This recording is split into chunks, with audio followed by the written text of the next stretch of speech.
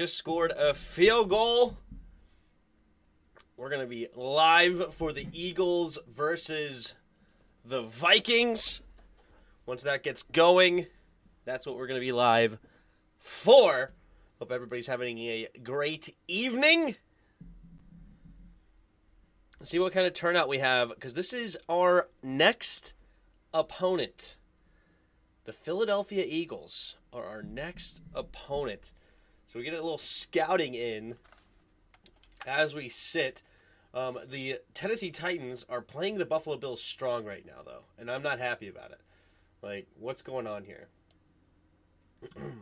I was afraid of this because Mike Vrabel's not a bad coach. He's really not. But they're winning. They're doing it without Derrick Henry. Treylon Burks already has 3 catches, 35 yards. The rookie that everybody was crapping on because he has asthma, where seasonally it was screwing him up. But whatever. What are you gonna do? What are you gonna do? Fix that. Let's go ahead and do this. Who do you have tonight? Let's go ahead and just put all the options out there. We can go, do you have Bills, Eagles?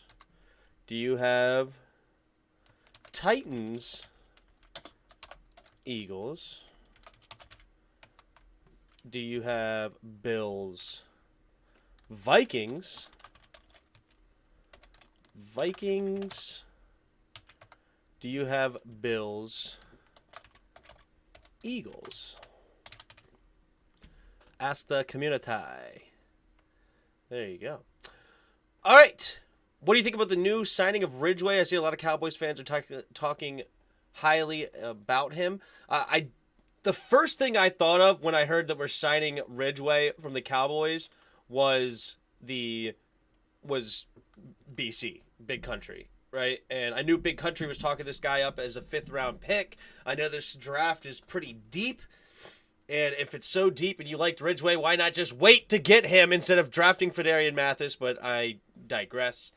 But, yeah, it is what it is. You know, I don't know how much of a big difference this will make. He's got to be better than Jeter. Jeter was horrible, right? Like, you can't get much worse than Jeter, the guy we signed last week. So, obviously, I think it sucks with Allen banged up. We lost Wise. I thought Wise was decent. Yeah, he's going to get some play, and my understanding is he's got a high motor, which is awesome, because if Jeter had a high motor, we wouldn't be seeing DeAndre Swift run for a touchdown. Like, he basically was slow and lazy and allowed a touchdown, so, hey, I'll take it for now. I like it. What do you have Cousins as my captain for the most part? Vikings versus Eagles in the poll. What did I put? Did I put the wrong poll? No, there you go. No. Oh, wait, shoot. I didn't have Titans and Vikings. Hold on. All right. Hold on. Who do you got? You may have to re-vote in the poll because I messed up. What do you know? So let's go Bills, Eagles, Bills, Vikings, Titans, Eagles, Titans, Vikings. Titans, Vikings. Ask the community. There it is. Who do you have tonight? So which combination do you have as far as the winners are concerned out of those? What up, Mark? Nebraska, keep your grubby corn-covered hands off our coach. Kansas looking strong, but the problem is Kansas is not really a football school. So, yeah, they could easily get their coaches stolen from them, even though they're 3-0. Hey, how are you doing tonight, man? Not too bad. Thanks for asking, Andrew. Hope you're having a good evening. Ready to hopefully watch a pretty interesting game. Got a couple of good receivers to watch. The quarterbacks are meh. Defenses are interesting. A couple of rookies on either side, especially on the Eagles side with the Georgia Bulldogs, Jordan Davis and Nakobe Dean. We'll see how they work, but yeah. What is going on with Mike Evans suspended 2 weeks? I thought it was only 1 week. I heard it was only 1 week for Mike Evans. But Mike Evans, he did come up and waylay Marshawn Lattimore with a cheap shot, so it is what it is. Come on, Vikings beat the Pigeons. That's what it is. I just want the Vikings to win. Me too. What up, Hassan? This is up to him. How he doing? I'm not doing too shabby.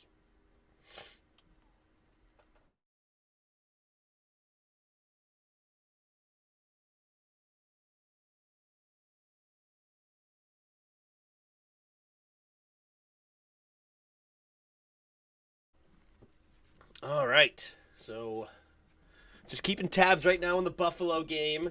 Both quarterbacks playing well. Tannehill 8 for 10, 76 yards. Derrick Henry is absolutely getting eaten alive. Not super surprising against this Buffalo defense. Only 8 carries, 12 yards, and a touchdown. Singletary's running all right. 4 carries, 21 yards, but one of them was a long of 16, so that means the other 3 are only 3 carries for 5 yards. Meanwhile, Zach Moss and Cook both have combined for 3 carries, 0 yards. So not running very well is Buffalo either. Stephon Diggs already has 4 catches, 37 yards. Yeah, this is... I need Buffalo to win by more than 10. That's all I need. Who you got in fantasy for tonight? I got so many players in fantasy because I freaking have too many leagues. But... I know I have Derrick Henry in one league. I have Woods on my bench in another league. That might be it for this game. Maybe. I know I have James Cook on one team on the bench. I have the Minnesota defense in one league. Do I have anything else? I have to have some other stuff. I think I have Dalvin Cook in one league.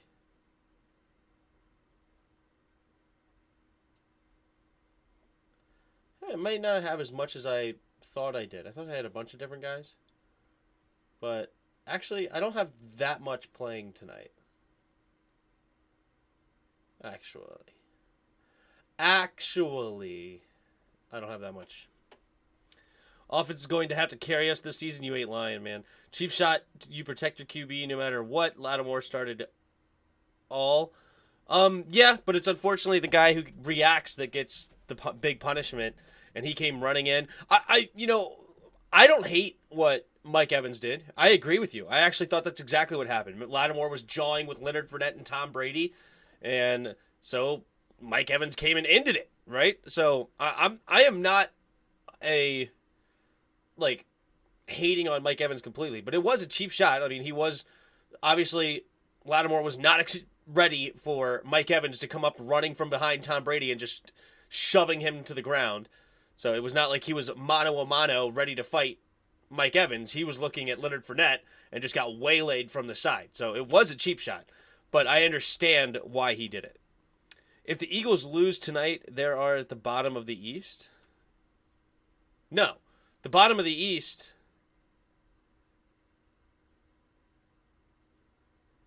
I'll have to think about it. Who's the bottom of the East? They got the Vikings.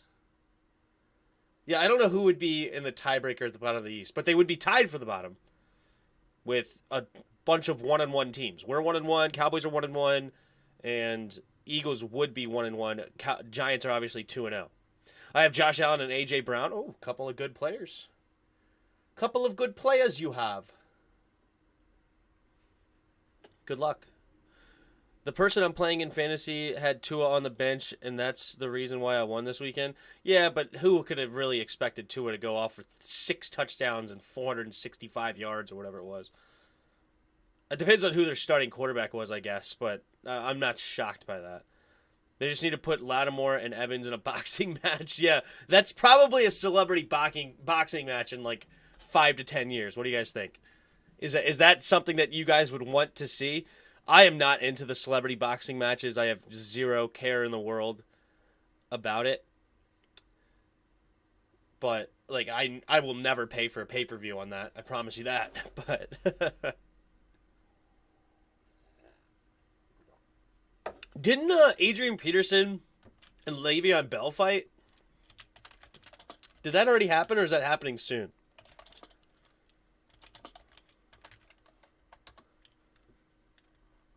Full fight. Who won?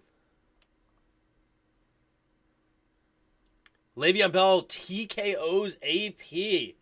Wow. With a brutal right hand Saturday night in a boxing match. Wow, Le'Veon Bell. You know, Le'Veon Bell is actually a bigger human being than I gave him credit for. He's like 6'1" or 6'2". I don't know why I thought Le'Veon Bell was a little bit smaller. My initial thought was Adrian Peterson would just destroy him. That was my initial thought. But then when I looked into it, it's like it's actually not that much of a lopsided fight. He was 6'1", 225, so he's not a small dude. Meanwhile, Adrian Peterson's probably about the same, if not a little bit lighter.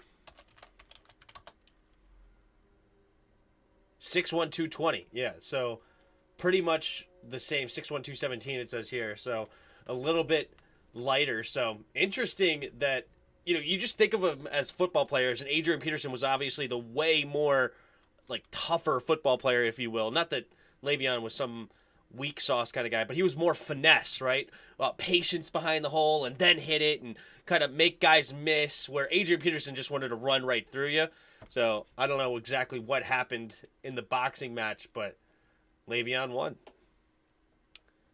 Yeah, we'd be all tied since we lost. I know we're at the bottom, but if they lose, they are too. Fair enough. They had Tom Brady starting. Ooh, tough.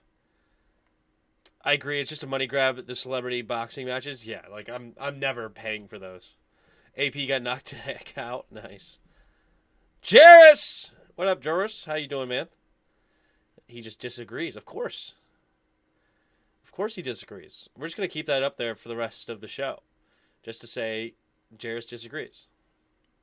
Because why would he ever agree with my takes? Why would he ever? Here's something you guys would all disagree with. I am actually okay with going for 2 the second time. I'm actually okay with it now.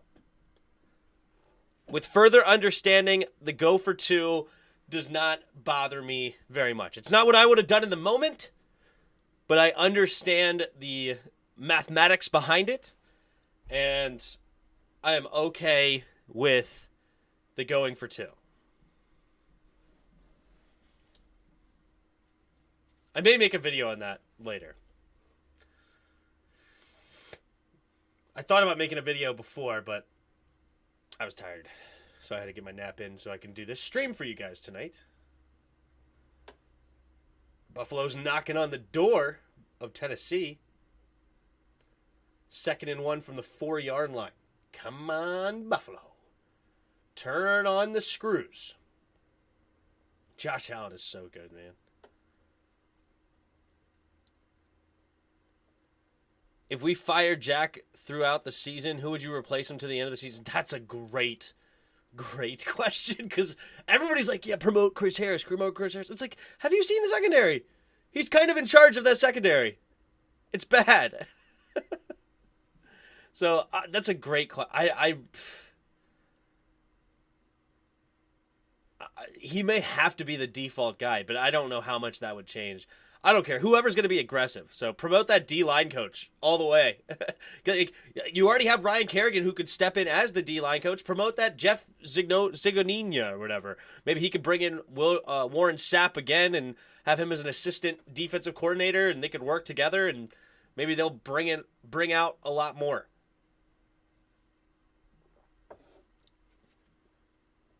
Everybody focused on JJ. Got to focus on JJ. Gotta. Justin Jefferson's a stud.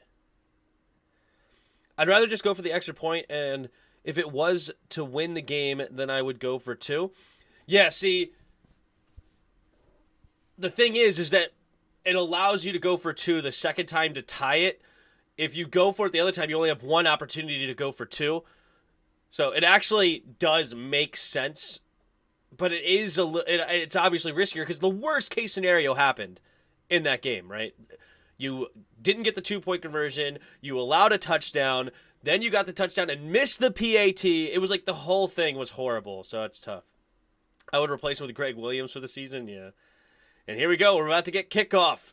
Greg Joseph in to kick it away for the Viking. Boom! Off for Monday Night Football Game 2. And we're going to get a return.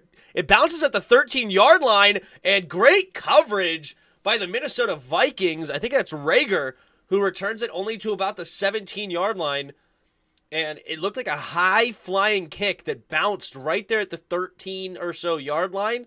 And the Rager took it off the bounce and ended up not being a very good play. So great play there by the Vikings. It wasn't a good play for the Eagles, I should say. All right. Jalen Hurts enters the football game.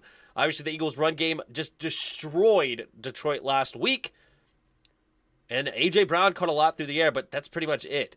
Here we go. Fields in an empty backfield set. Hurts. And the Devontae Smith will get the grab for a gain of about 5 on first down. Rager plays for the Vikings. Oh, Rager doesn't play for the Eagles anymore? I thought that was number 18, Rager. Who's number 18 then for the Vikings? Here we go. For the Eagles, rather. Here we go. Gosh, I keep wanting to say Fields since we watched the Bears last night. Hurts rolls to his right, and he finds Goddard for a first down, 18 yards. Jalen Hurts with a nice start to this game. 2 completions for 23 yards. Let's fix this.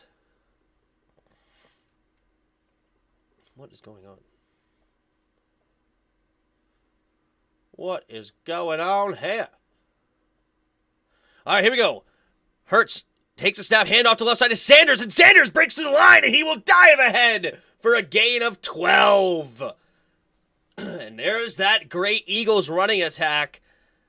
Nick Sirianni had one of the worst press conferences you ever seen in your life for an opening coach. But since then, he has just started to impress me every step of the way. I actually predicted the Eagles making the playoffs when they were 3-6 last year.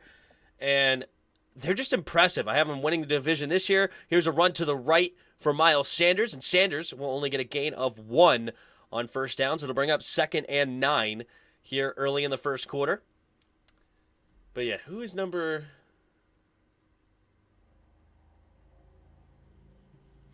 it was Britton Covey. All right, Hurts in the shotgun. 2 receivers to each side, takes the snap. Play action, stops back to pass, has time. He's going to step up, and he goes down. Dalvin Tomlinson and big boy number 97 for the Vikings get in there to gang tackle Hurts. It was Harrison Phillips on the play. And down goes Hurts for the first sack of the game. It looked like a loss of 1, which is why I said it was a sack. But they're going to say sack of 0 yards. Actually, that would be a dream signing, maybe. I don't know. We'll see. Oh, the Greg Williams thing? Yeah.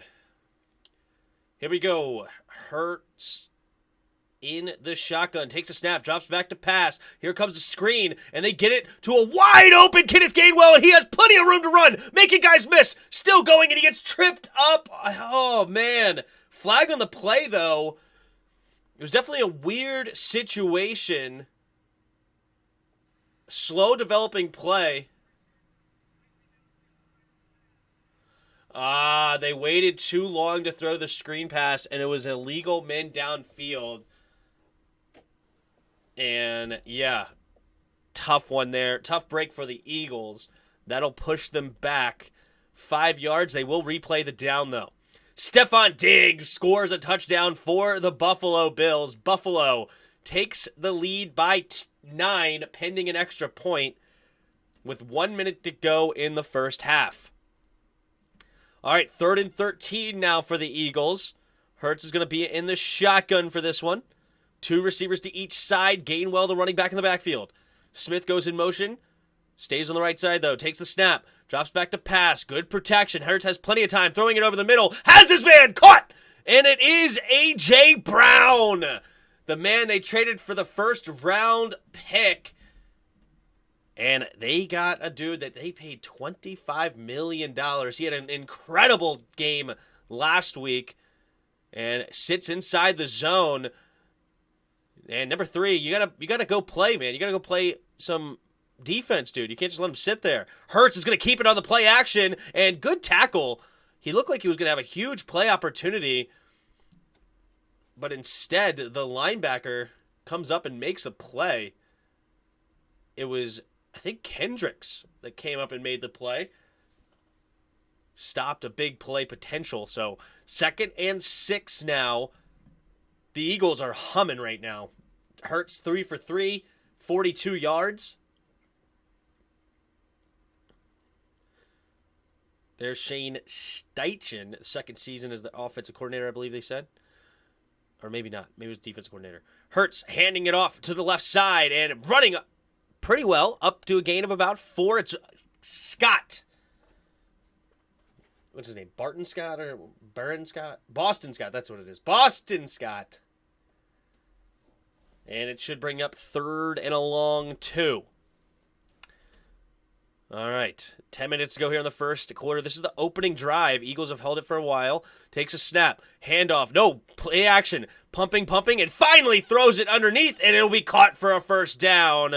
Zach Pascal. Zach Pascal used to play for the Colts, so I'm sure that's where Nick Sirianni saw him play. They bring him over here to the Eagles. He was in the backfield, pumping, and Hurts looking good so far. 4 for 4 for 50 yards. A lot of movement on this offense, a lot of play action, a lot of going on. Ooh, interesting that they did not get called with a roughing the passer there. Here we go, Hurts. Hurries up to the line, takes the snap. Play action, quick throw over to the right side. Has his man, Dallas Goedert! And Goedert will get tackled inside the 5. Harrison Smith and Patrick Peterson.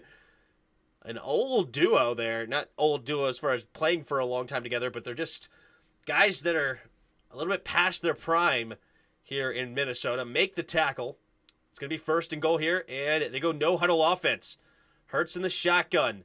2 receivers to each side. Hurts looking very efficient. Takes a snap. Play action. Keeping it himself, and he, second effort, will get the touchdown! Jalen Hurts. They have this offense absolutely humming. That's the 2nd rushing touchdown of the year for Hurts. 5th rushing touchdown for the Eagles. They have yet to throw a touchdown, but they are so efficient running the football right now. Nick Sirianni, they got this offense looking so good right now. So good.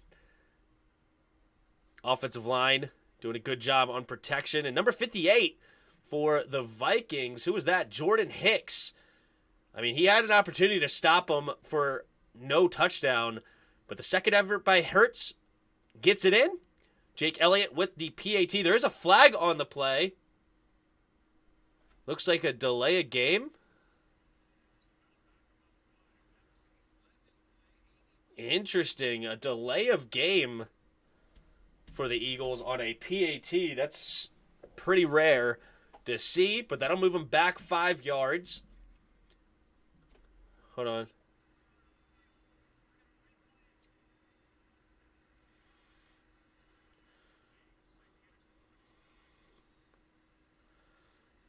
Now they're...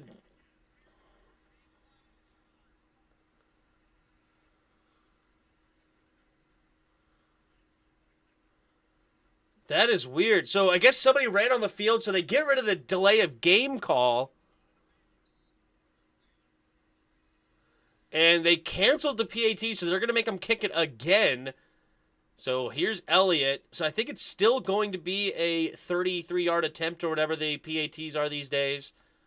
The snap, the hold, the kick is up, and the kick is good. So it doesn't hurt the Eagles. Wait a minute, another flag?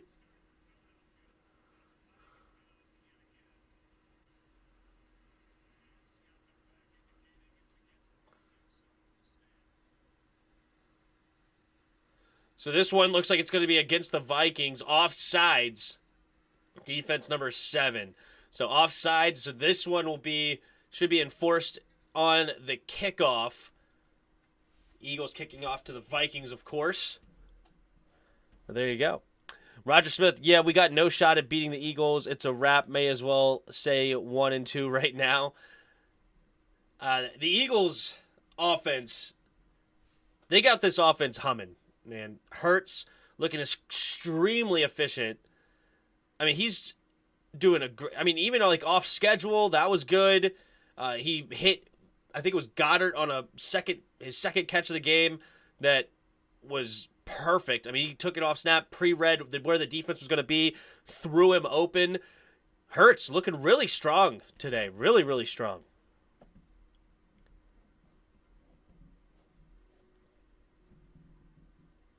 And then they're running the ball efficiently. 5 carries, 24 yards.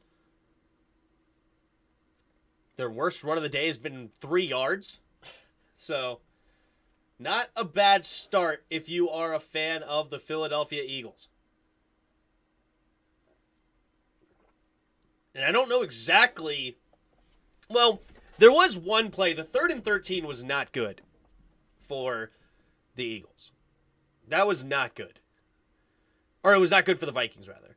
Because whoever number 3 is on the Vikings defense. Who was that one? Number 3. Cameron Dantzler. He was a 3rd-round pick in 2020 from Mississippi State. That was horrible defense by him. He was guarding a zone where nobody was standing in, even backed off of A.J. Brown, and just let A.J. Brown be wide open. You know, like it's not even like A.J. Brown did much. He just found the hole in the zone, and Dantzler backed off of him.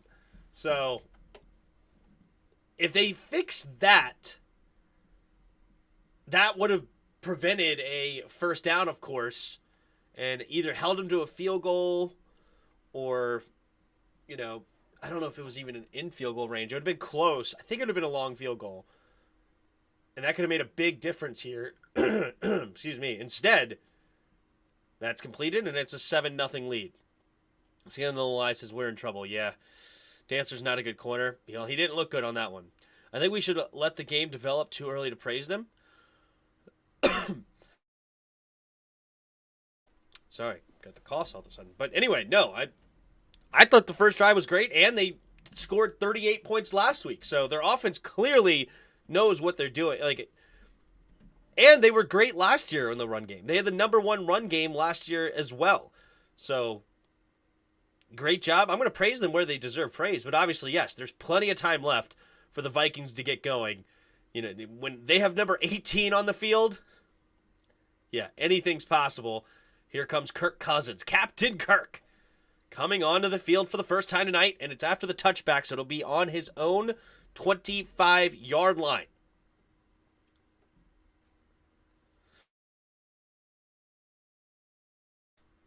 $33 of you here in the house. Appreciate you guys if you haven't already, hit that like button. If you're new, subscribe to the channel. We'll be here all year long as far as the primetime games are concerned. Here we go. Single back formation. Dalvin Cook in the backfield. JJ goes in motion, takes the snap, handoff up the middle is Cook, and Cook will be tackled immediately for a 1-yard loss. Good defense by the Eagles. Tim, does Rivera seem tired and disconnected to you? It was odd. I will say that press conference, like the Zoom call, was definitely a little odd to me because he was pretty upset that, I don't know, we'll come back to this. Here we go. Empty backfield set, 3 receivers to the left on 2nd and 11. Takes a snap, drops back to pass. Kirk has time, quick throw over to the left side. It'll be caught by JJ immediately. And the Eagles defense, yeah, they got to figure that out because Justin Jefferson against a linebacker, that's going to be a completion every day of the week. That's too easy. Too easy, JJ on a linebacker. I mean, the top corners can't really guard this guy, let alone number 57 for the Eagles. God bless his heart. I'm not saying he's a bad player or not, TJ Edwards, but you ain't guarding Justin Jefferson one-on-one. Here we go, 3rd and 5. Now we got Darius Slay on Justin Jefferson out wide to the left. Man in motion, looks like Irv Smith to the right. 3 receivers to the right, takes a snap. Here comes a blitz. Kirk got to get rid of it, and batted away by Darius Slay. Justin Jefferson says he got held, but there is no flag on the play, and Darius Slay winning the first mini battle here in this war. Let's take a look here. Does he have a point? Oh, Justin Jefferson has a complete point. He grabbed his left hand and just pulled him back in. Justin Jefferson definitely with a true, he was definitely correct in his complaint, but they get away with it, and Darius Slay wins the first battle. Here we go. It's going to be caught here on the punt by number 18, running sideways and nowhere to go. Good special teams. Number 45 makes the tackle for the Vikings. It's Dye on the tackle, D-Y-E, like dyeing your shirt. He makes the tackle. Thanks to Josh Allen and the Bills defense, I have led in fantasy. There you go. Their offense is crazy, just saying, while their defense is suspect right now. Barnett out, and they even are saying Davis was a reach, plus Dean isn't doing too much. Fair. Yeah, defensively, obviously, they gave up 35 points against the Lions. We'll see how much they end up giving up tonight. So far, they got to stop. But their defense has definitely improved from a year ago. Looked like defense holding on that 3rd down. Yeah, definitely a defensive holding for sure. Right? He just grabbed his left hand and pulled himself back in the play. Justin Jefferson was immediately upset about it and gets no flag. So we'll see if that will be a theme through the night, because if they're able to just hold on to Justin Jefferson and shut him down, it's going to be a long night for Minnesota, because their run defense ain't that bad, and Dalvin Cook already only has 1 carry for -1 yard. Most of what Ron says is coach speak. I don't listen to his B-crap anymore. All I want is results. He can keep that garbage, he says in the media. Yep. Since when can you hold a receiver's hand behind his back? Yeah. It's almost like that's what you have to do to make it even with Justin Jefferson. I bet overall you can hold his left hand and he still probably beats you for, 8 catches, 97 yards or something. Like, the guy's a stud.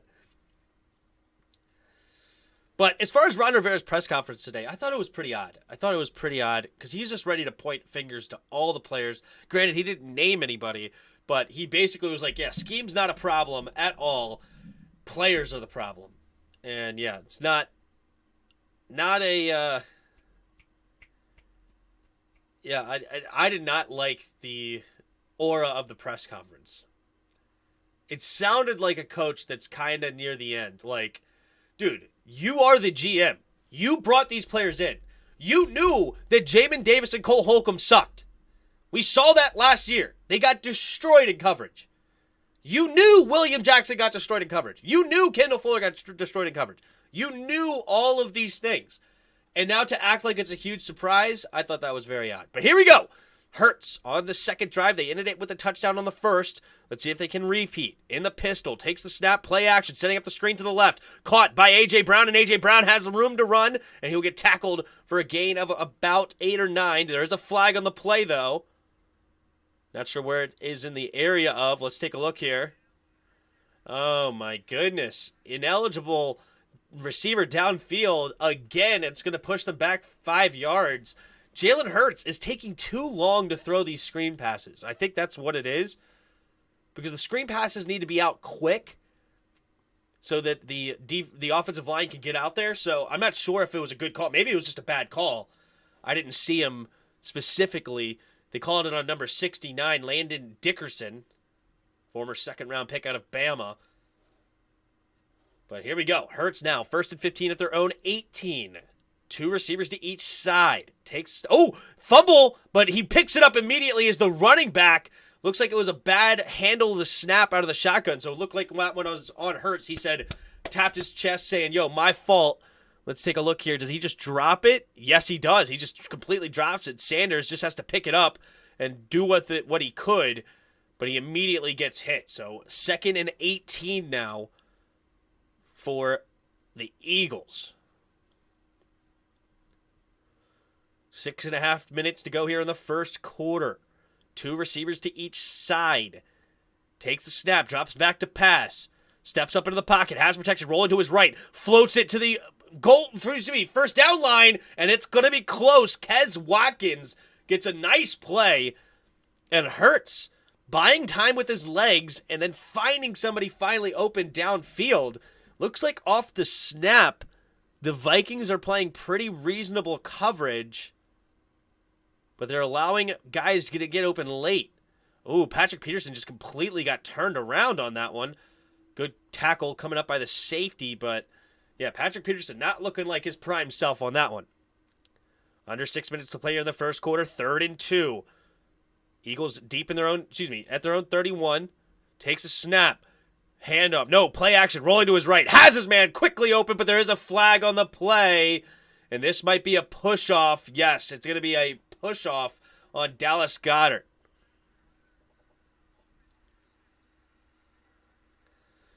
Pass interference will be a 10-yard penalty.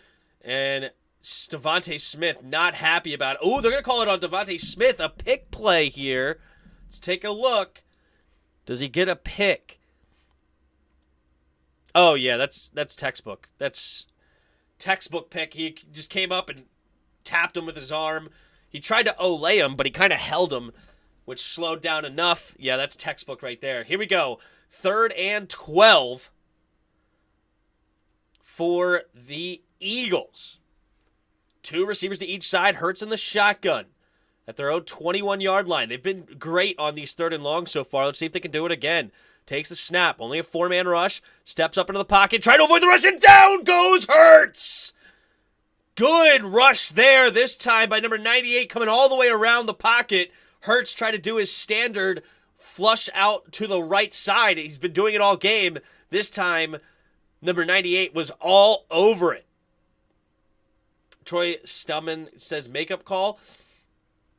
I personally saw him, he tried to olay him, but then he held him on the way out. At least that's what maybe it was just a sell job by the defender, but that's how I saw it. Here we go. Punt return and immediately tackled by number 27. Good special teams play there by the Eagles. Not a great punt, though. It's going to be good field position here for the Vikings right around their own 45-yard line. I think we need a young defensive-minded coordinator. I would love young coaches in general. Like Nick Sirianni, I think is a great hire. He's not set in his ways. He just wants to succeed. Because last year they started as a passing team. You know, they drafted Devontae Smith. They were going to go with Hurts. They're going to try to make him into a passer. He wasn't very good at it. They struggled early. They were 3-6. And he goes, you know what? Hurts is tremendous at running the football. He's tremendous in buying time with his legs to throw it downfield. We have a great run game. We have a great offensive line. Let's just start running the football and see what happens. And they went on a huge winning streak towards the end of the year and actually made the playoffs. Finished, I believe, 10-7, if I remember correctly, after starting 3-6. So I think they lost only one more game. And a coach like that, that's not just like, nope, this is how we do things, you do it my way, and blah, blah, blah, that is willing to just go ahead and do what his players do best because he just wants to succeed. He's still learning on the job. Like Sean McVay is a guy that was super young and basically just, yes, he had his offense already, but he made sure to get players that fit into that offense and also play to their strengths. Like Cooper Kupp is going to get the ball a ton. They didn't like Jared Goff. They used him the best they possibly could. They took him to a Super Bowl. Goff sucks. And they took Goff to a Super Bowl, trades him out, gets Matt Stafford, and immediately wins a Super Bowl, right? Like, young coaches would be very interesting. Check out Twitter posts. Okay, hold on. What's the Twitter post say today? The entire Bills team is on the field for Dane Jackson, whose head and neck went... Oh, gosh. Violent collision. Oh. Scary seeing a Buffalo ambulance to come out. Dane Jackson, who is down. Oh, gosh, that's scary. Man, that kind of hurts just thinking about it. I didn't need to know about that, but thank you for letting me know about it. Hopefully he's okay. That's what the Packers did wrong last week. They didn't hold Jefferson's hand. Yeah. LOL, why are they booing the PI? They just got away with the defensive holding? I don't know. It is what it is. We need a young head coach and DC. I think so. Slay literally held hand have behind his back. Yeah. To major in the Bills game. Yeah, I just saw it. Anyway, here we go. Offset I formation, and they're starting at their own 39-yard line. Jefferson goes in motion from left to right, takes the snap, handoff up the middle to Cook, and Cook trying to get through the line, runs into Sanders maybe for a gain of 3. Who's the linebacker? Did they have a Sanders, or did I misread that last name? I saw it quickly. Maybe it was Edwards, actually. Maybe that's the S I saw at the end. Who knows? I'm willing to give Rivera another year, but defensively we need to get a young defensive coordinator. I don't hate Ron Rivera in a lot of ways, except for the fact that he's just too loyal. But here we go. Offset I formation again. Takes a snap. Kirk, play action, rolling to his right side. Has to just get rid of it underneath to Irv Smith. And they're only going to give him a gain of about 1 yard. That looked a little short. I thought he at least got 2 or 3. But they're only going to give him a yard, so it'll be 3rd and 6, roughly 3rd and 5. Like what happened with the Seahawks player when he had... Yeah, that's scary, dude. Super scary. I guess teams need to hold hands with JJ. The refs think they're just being friends. Let Ron be the GM and hire a new coach. Yep. Here we go. Kirk throws it underneath and batted away. Great defense again here by the Eagles.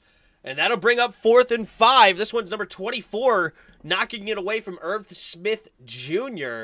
Number 24 on the defense for the Eagles is... Oh, that's Bradbury, the guy they got from the Giants. Great coverage there. Irv almost had it on the second effort, but could not quite locate it. Great coverage, 4th and 5, and that'll bring out the punting unit again. Eagles defense looking strong so far. Only allowed Dalvin Cook for 2 carries, 2 yards, and have not allowed a first down yet. Wait a minute. Refs are blowing this play dead. Not sure what. No flags are thrown. Not sure what's going on. If there's any penalty, this could be a first down. It is 4th and 5. Let's see what the...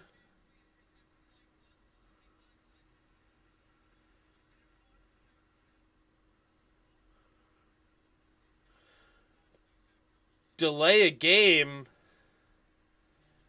but they say there was something wrong with the clock and they did not allow the delay a game. I don't know. Maybe there's something going on with the clock because, yeah, this is now both teams have had a delay a game penalty erased. But there's the punt, and it'll be fair caught right around the 18-yard line by number 18. What's his name again? The receiver? It's not Rager. Britton Covey. Britton Covey gets the fair catch. Covey for number 18. Covey. All right, Jalen Hurts looking strong. If the Eagles could quit getting these penalties, they are just moving the ball basically at will. They got 3 penalties, I believe, all on offense, and they've kind of stifled the second drive, especially.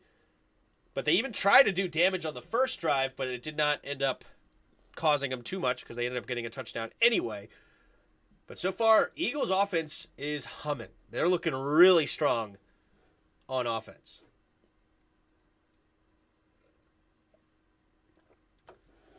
But yeah, it was 2 penalties of illegal men downfield on screen passes, and then they got called for a pick play. So if they eliminate these penalties, they really seem to have the numbers of the Vikings.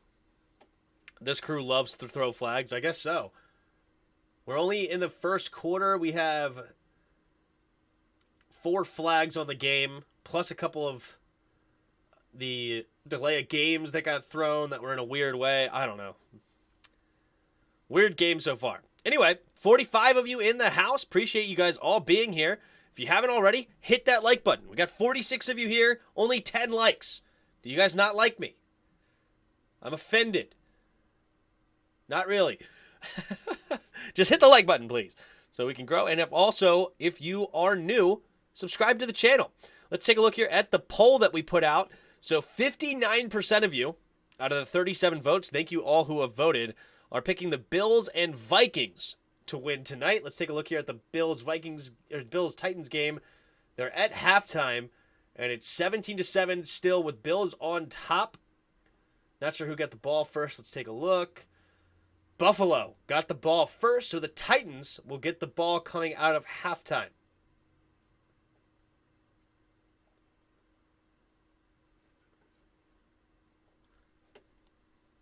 This cake is good. You still hurting off that one yesterday? Betting way too much money on the Bears. Way too much money.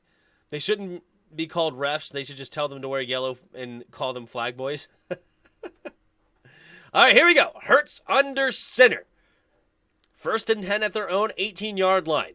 A.J. Brown goes in motion from left to right. Devontae Smith and him out wide to the right now. Takes a snap. Handoff up the middle is Sanders, and Tomlinson will eat him up on that one for a gain of 2, maybe 3. Probably about 2.5, somewhere in that range. Little barking here after the play. Not sure who was between, but no flags. The Eagles about to have Commanders on the mission sign on the side of the on the missing sign. Oh gosh. All right, 2nd and a long 7 here for the Eagles. Hurts to the shotgun, takes a snap, drops back to pass, quick throw to the left side, has his man Sanders, and nice tackle though by Dantzler, and he will be gained of about another 2.5. So this should be a 3rd and 5 coming up for the for the Eagles. Oh yeah. Have you learned your lesson though, Skin Them Alive? Betting that much money on a team like the Bears. Have you learned your lesson? That's the question. Did I win my bets, by the way? I bet on a baseball game. I bet on the Orioles. And that's gonna lose. Alright, I'm on a cold streak now. I'm on a cold streak. This is not good. Here we go. 3rd and 5. Eagles in the shotgun. Takes the snap. Empty backfield. 4-man rush. Quick throw over to the left side and finds Devontae Smith. Wide open. What I love about the Eagles, and there's other teams that do this, but compared to us, is they find the mismatches. Harrison Smith is on Devontae Smith. Like, that's a complete mismatch. And that's exactly where they attack. Earlier, A.J. Brown was being guarded by a linebacker, I believe, and they just go right to it. I love it. 1st and 10. Takes a snap. Play action. Quick throw to the left side is Goddard. Goddard stiff arms him and pushed out of bounds after a gain of 6. Another flag on the play, though. What is this flag going to be now? Ball was out so quick, it couldn't be a hold. Is it a legal hands in the face or something? I'm not sure. I bet on the Oreos. Again? Illegal man downfield. Offense number 56 this time. That is the 3rd time. I feel like I haven't seen that once out of all the games I've called so far this season, including preseason. And I've seen it several times today. Wow. 1st and 15. Hurts in the shotgun at their own 25-yard line. Takes a snap. Play action. Stands back to pass. Quick throw over the middle. Has his man Brown. And Brown will get a gain of about 11. Harrison Smith coming up and making a nice hit. Vikings are tackling well, but this scheme is just destroying the Vikings right now. They are just finding every hole, every gap in the defense. And they're playing the Jack Del Rio special. Look how far off the ball on 2nd and 4. Handoff up the middle for Miles Sanders, and Sanders will fall forward for a gain of 4-ish. No, another flag. Hold a phone. Maybe in the area of holding. Holding. Oh, defense number 93. So that'll be a 5-yard addition to the end of the run, so that it will confirm it's a first down. There's number 93 coming off the field. He's a big mamma jamma. But, all right, we got 30 seconds left here in the first quarter. 20 seconds on the play clock, so they will run one more play, but this could be the final play of the first quarter. In the pistol formation goes Hurts. 3 receivers to his right. Puts one in motion, takes a snap. Handoff to the right side, cuts it back up the middle is Sanders, and Sanders will only get a gain of 2 on this one. Tackled by number 93 and 58, I believe, for the Vikings. You get a flag, you get a flag, everybody gets a flag. We got the Oprah flag crew, the ref crew. But that will bring us to the end of the first quarter, and Jalen Hurts, extremely efficient right now. 9 for 9, 102 yards. He's been sacked twice. He also has the only touchdown with a rushing touchdown. But 9 for 9, 102 yards for the young quarterback. I just love what they're doing. They're getting the ball out fast. They're just slicing them up on defense. They're finding the mismatches. Hurts is just doing a great job of when he needs to, just buying a little bit more time with his legs. I like what the Eagles are doing so far, man. They're all a bunch of...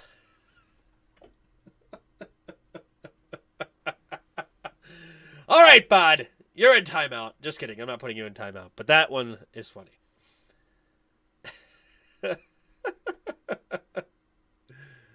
Oh, Lord. I kind of want to say it, but then at the same time, I don't want to say it. I'm just not going to say it, but I'm going to let you know I appreciate it. I'll put it up there.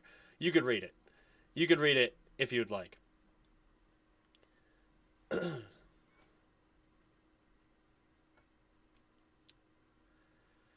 I did appreciate the joke at least.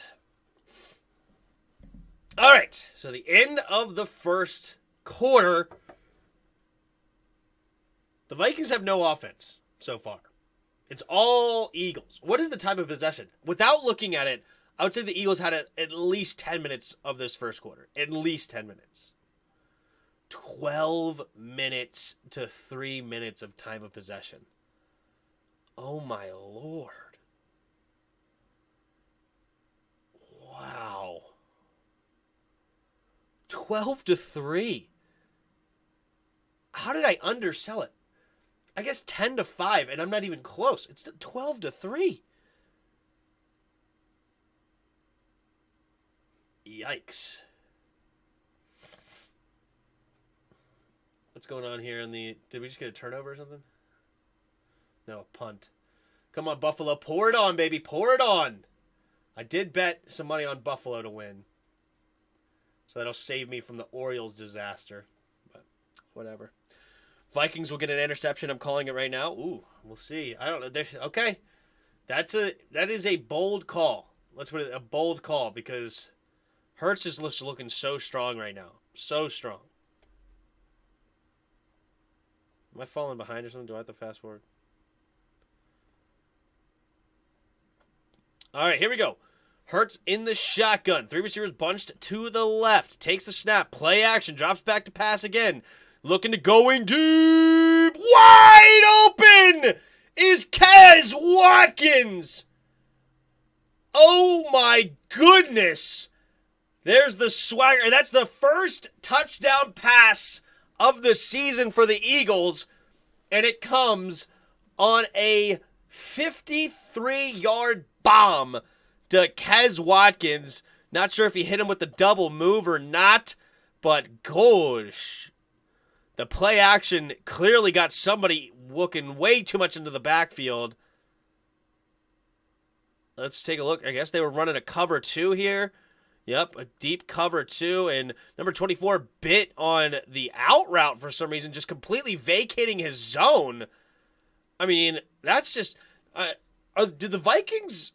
Are we looking at a Vikings Washington Commanders in a Vikings uniform? Because, good grief, that is something we would do. The Eagles have the Vikings on their toes. to say the least. But number 24 just bit hard. He's supposed to be the deep cover 2 safety, and for some reason he's diving on an out route where number 3 Dantzler is just sitting right on it.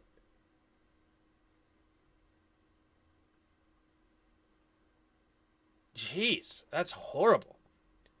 That was a wobbly ball. It didn't need to be clean because the guy was open by 10 yards. I mean, he had to slow down and catch it in it, but I'm okay with that. I mean, Hurts, just put it on him. He's so wide open. You don't need to throw a perfect in-stride ball. He's open by 20 yards when you throw it. By the time he caught it, he's still open by 10, and it's a walk-in touchdown. There you go, and the Eagles go up 14-0 over the Vikings. Hurts just gets better every single year. I love what they're doing on offense, and Hurts is doing a great job. I mean, he's 10 for 10, 154 yards and a touchdown. He's definitely succeeding in this offense. By no means am I discrediting him. It's just I love the whole scheme that I'm watching here for the Eagles. Nick Sirianni, remember when he wanted to put it in smart systems? He's got smart systems with smart systems, and you make sure you have smart coaches to put the smart systems in, and it's smart football team. We want to be smart with the smart systems, and it's just smart system kind of system, and we're here with smarts, and now we're here with a 10 for 10, 153 yards and a touchdown. It's just smart football, a lot of smarts. Watson's 75-yard touchdown should have been the first play of the week. Yep. Here we go. Throwing it to the left side is Cook, and Cook will catch it for a gain of 3. Kirk threw it, obviously, but he threw it to Cook. And it'll be 2nd and 7 for the Vikings, down 14, and they have yet to really get this offense moving. Let's see if Kevin O'Connell, first-year head coach, offensive coordinator was for the Rams. He's calling the plays right now. See if they can't get this offense moving. Yeah, he'd been on the tight end. It was horrible. Under center is Kirk Cousins. Takes a snap. Play action, handoff to the right side. Play action, pumping, and Kirk will run, diving, close to the first down, and he will not get there. It'll be 3rd and inches here for the Vikings. He did dive, though. Was he touched? I think he may have gotten past that first down marker. With the slide, it starts where your run ends where you start the slide, but he dove, and not sure where he was touched. Might be worth actually challenging that, but they're not going to. They're just going to run it here. Run the play. 3rd and 1. Under center goes Kirk. Puts a man in motion. Takes a snap, and it's a jet sweep, and wide open, easily up the sideline is number 5, and that'll be an easy first down and more. And big play there for the Vikings, and that'll be the first down of the game. Oh, that's Jalen Reagor. The former first-round pick of the Eagles gets the jet sweep, and that's probably the best play he's ever had in the Eagles Stadium. What do you guys say?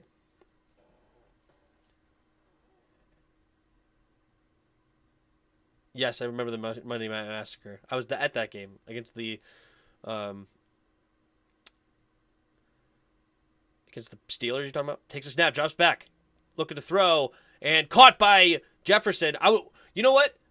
There was 2 Monday Night Massacres because I was at both of them. I was at the Eagles one too. Quick throw to Justin Jefferson is the catch for a first down. So Jefferson gets his second catch of the game. And that'll be enough to move the chains. And here come the Vikings. Quick snap here by Kirk. Drops back to pass. Has plenty of time. Throws it underneath. Bobbled by Cook. And he's not going to get anything. Loses a yard on the play. Now this is bad. 14-0 before the third quarter is a 10% chance to win unless Vikings score TD immediately. That's an interesting stat. And the Bills are up 24-7. Let's go. Let's go. Kirk Cousins in the shotgun. Man in motion. 2 receivers to each side. Takes the snap. Handoff to the left side is Madison. Madison trying to find an a-hole, and he does slip a couple of tackles, and he actually gets 5 yards on a play that looked like he was going to get absolutely nothing, if not a loss on the play. So it'll be 3rd and 6 now for the Vikings. They are in field goal range. Let's see if Kirk can't keep this up. 50 of you in the house. Thank you guys so much for being here. If you haven't already, hit the like button and subscribe if you are new. 11:20 to go here in the second quarter. Eagles still up 14-0. Vikings, though, knocking on the door here. They're in Eagles territory. 3rd and 6 at the 34. Takes a snap, drops back to pass. Steps up, has a man wide open, is Osborne, and Osborne will get the first down and a few extra. Gain of about 15, 17 yards or so. Move the chains here for the Vikings. Should be inside the red zone now. Good pitch and catch. Missed tackle there by the linebacker. And first down, move the chains. All right, up to the 19-yard line go the Vikings. In the pistol formation, now empty backfield set. 3 receivers to the left. Takes a snap, drops back to pass. Rolling to his right, throwing it to the tight end. Caught with room to run, diving over a player, and he will get inside the 5. It is Minot, however you say his name. The backup tight end will get a first down. 1st and goal now from about the 3. Derrick Henry has 15 yards. Yeah, not good. Not good. All right, 1st and goal, under 10 minutes to play here in the second quarter. Kirk Cousins will go in the shotgun here. 2 receivers to each side, Thielen in motion. Takes the snap, drops back to pass, rolling to his right. Quick throw underneath, and it'll be Irv Smith Jr. or Sr., whatever his name is, gets the touchdown. And the Vikings finally answer with a touchdown of their own. Kirk Cousins looked very efficient on that one. And it is 14-7, pending an extra point. Adam Thielen fell on the play. He got tripped up, but wide open was the tight end. Nobody was there with him. So an easy pitch and catch. And here's the extra point coming from the Vikings. The snap, the hold, the kick is up, and the kick is good. 14-7, Eagles on top. Greg Joseph, that's who it was. I was like, why am I blanking on their kicker's name? Bills giving 10 also, not this time. Did you bet the Bills? I bet the Bills minus 10. I bet the Bills minus 10. And that one was real money. Not that football pool. The bend, but don't stop bending defense. Yeah. Like I said, I still got the Vikings. There you go. Bills giving 10 also, not this time. Well, if the Vikings defense can step up, they might have a chance. Yeah. They got to make an incomplete pass for Hurts. Yeah. 10 for 10.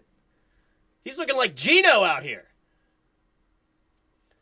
The Vikes are my pick for the playoff bye? Really? Really? In the AFC, I got the Buccaneers, I think. In the NFC, rather.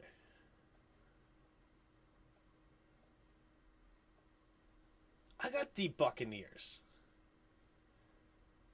Who am I kidding? I got the Giants. No, I'm just kidding.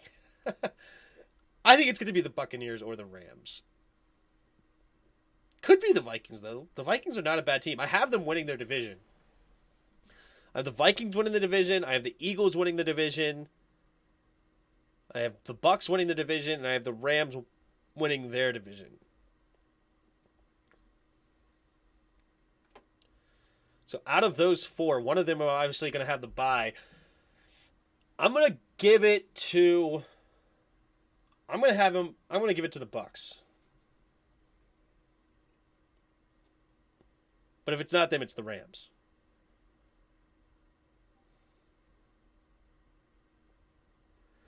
But it is what it is.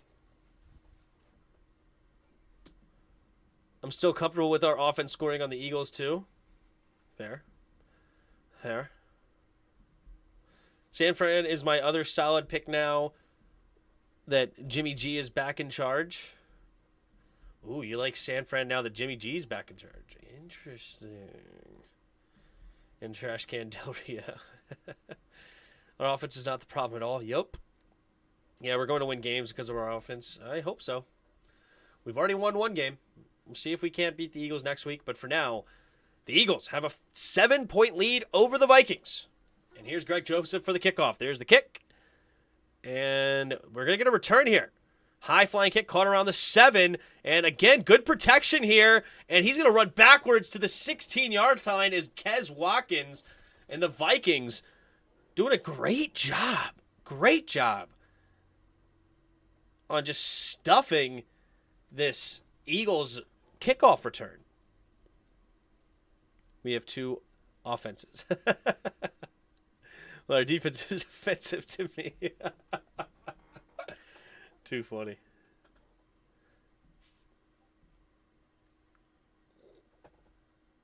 Vikings are dominating on special teams. You know, on that kickoff return, they're doing a great job. Here we go. Hurts in the shotgun again. Two receivers to each side at their own 16-yard line.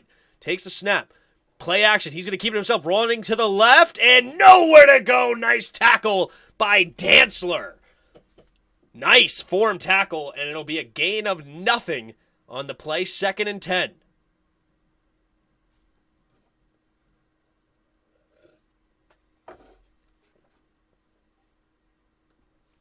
(14-7).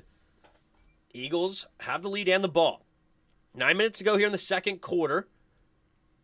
Vikings got the ball, or will get the ball at half. Eagles got it at first. 3 receivers bunched to the left. A.J. Brown goes in motion from left to right. 2 receivers each side now. Takes a snap. Play action. Steps back to pass. Has time. Throwing it underneath. And Sanders gets tripped up! He nearly made Dantzler miss, but he reached out there, tripped him up just enough, and that should be a loss of a couple. 3rd down and long. Now, the Vikings have not done a good job of preventing them from getting first downs on 3rd and long. But so far, Dantzler's making a couple of nice plays for his team. Yep, they're definitely down by contact was Miles Sanders. 3rd and 12. Hurts going to take this one in the shotgun again. Bunch formation. 3 receivers on his right. Takes a snap. Here's only a 4-man rush. Hurts has time. He's going to buy time going to his left side. Keeps going, keeps going. He's going to keep it himself. There's a flag on the play, though. It's in the secondary. Could be in the area of holding on defense. Could be an automatic first down. He did not get to the first down with his legs, but he make it. Look at.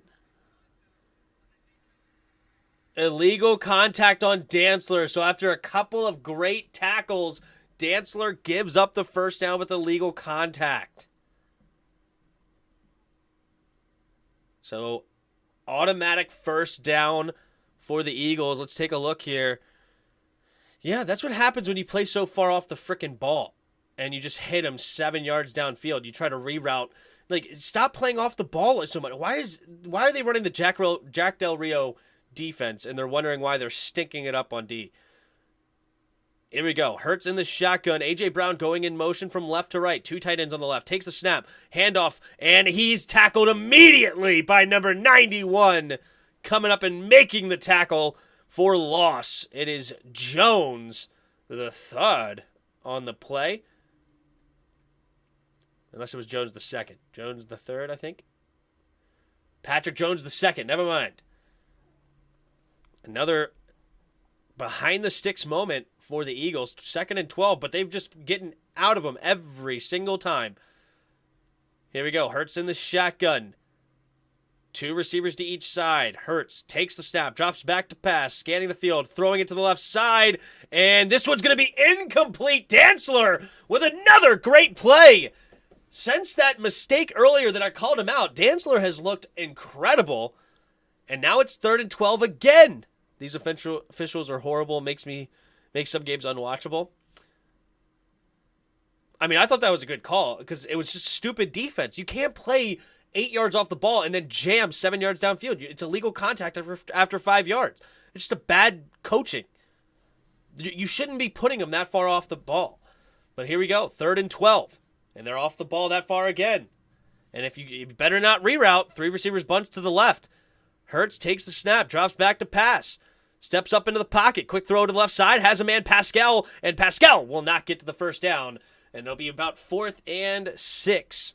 So that'll force the punting unit.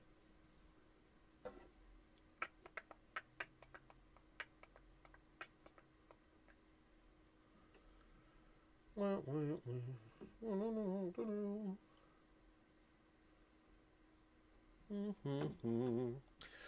right, I believe this is the first time we're seeing the Eagles punt. Sipas coming into the game.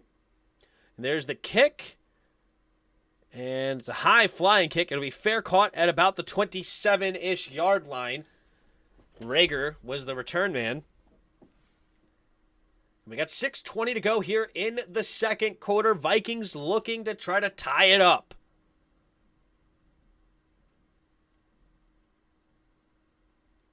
What's up, everybody in the chat? How you guys doing? How y'all? How is y'all?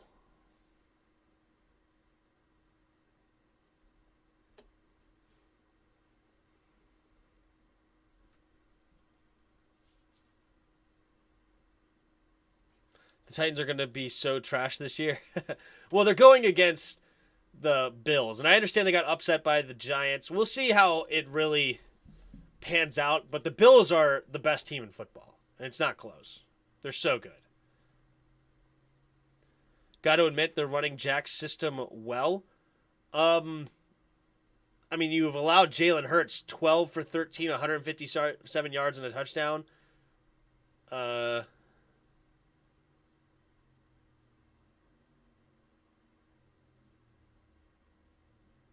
No? I mean, they've given up several 3rd and longs. What are the Eagles right now? Eagles are 3 out of 6 on 3rd downs. Like, they've allowed a huge time of possession loss. I mean, if it wasn't for the Eagles getting a couple of stupid penalties, like, this could be a much different game. Like, to me, this is not a good defensive performance. It's Dantzler's making plays. I'll give you that. Dantzler's making a lot of plays right now, coming up and making some big tackles. So, good for him on that one. But, yeah, to me, this does not look a very good defensive performance by the Vikings. Dude, that was a tippy tap. Yeah, but you can't reroute down the field 7 yards. Like, that's not allowed. Skin them alive. That's what I'm saying. It's a bad defensive call. Putting your guy, if you're going to jam, you have to get up in their face then. Because if you jam past 5 yards, you're going to get that call.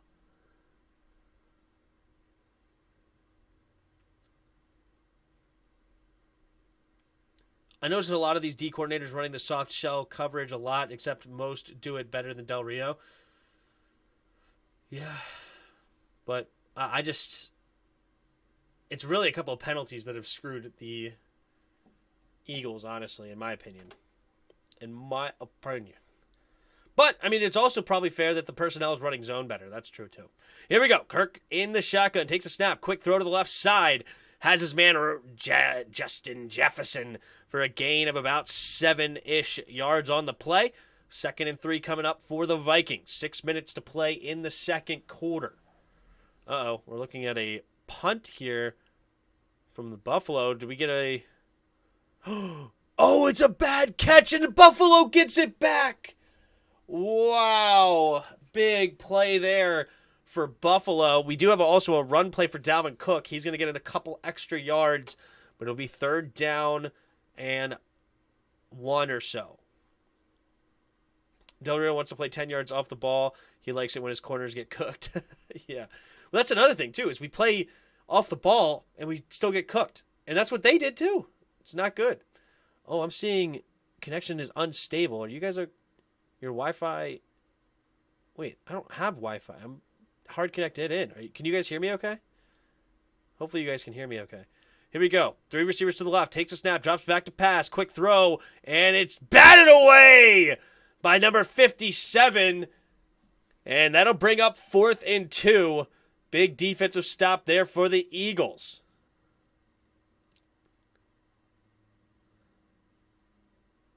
Edwards may have gotten there a little early. But I would say pretty good defense there for the Eagles. Well, I'm always unstable. We know. All right. Flag OTS. Yeah, exactly. We know. All right, Ryan Wright in to punt it away for the Vikings. And the snap, and there's the punt. Covey back to return, catching it all the way at his own 10-yard line, running towards center field, and he will get tackled around the 15-yard line. The Vikings' defensive, or special teams coverage, I should say, is playing really strong. Ooh, we're getting some pushing. One guy gets shoved all the way to the ground and no flags on the play. Wow. That was way after the play. One dude literally shoved a dude all the way to the ground and somehow does not get called on that. Wow. Okay. I guess they're going to let him play a little bit. Do you think we should hire Sean Payton as the D coordinator? He would accept? I mean, he's an offensive-minded coach.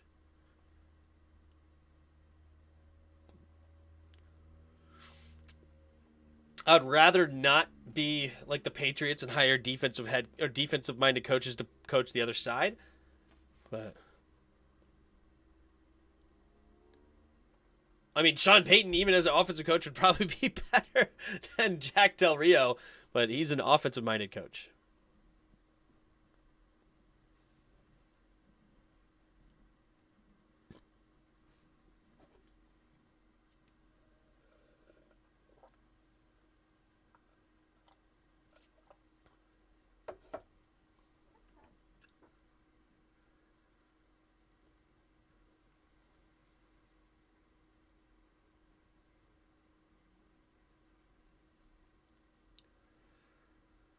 All right.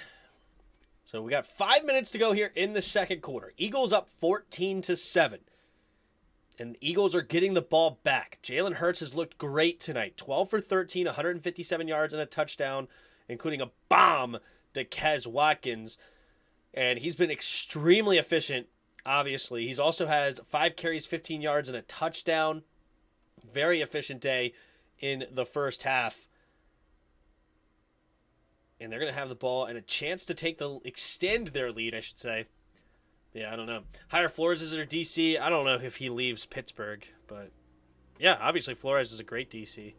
Sean Payton got an offer from the Dolphins to be head coach.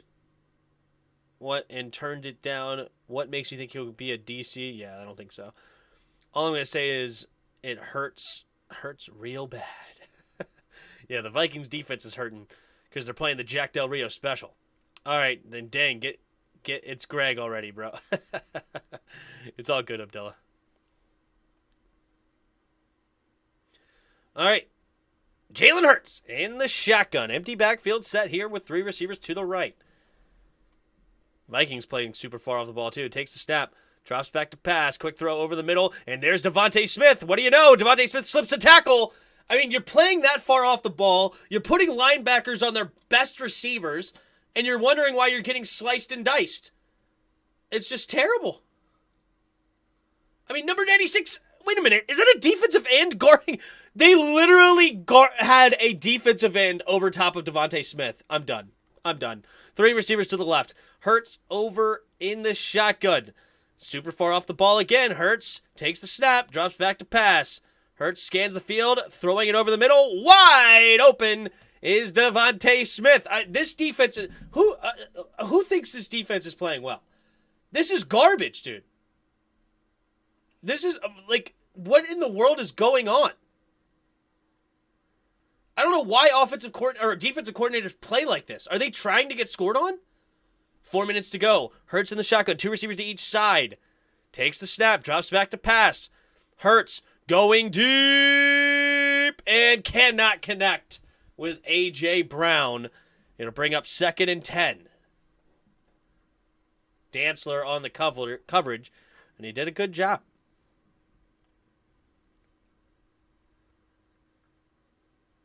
Jalen Hurts right now. 14 for 16, 192 yards. Just slicing and dicing this team, man. Slicing and dicing.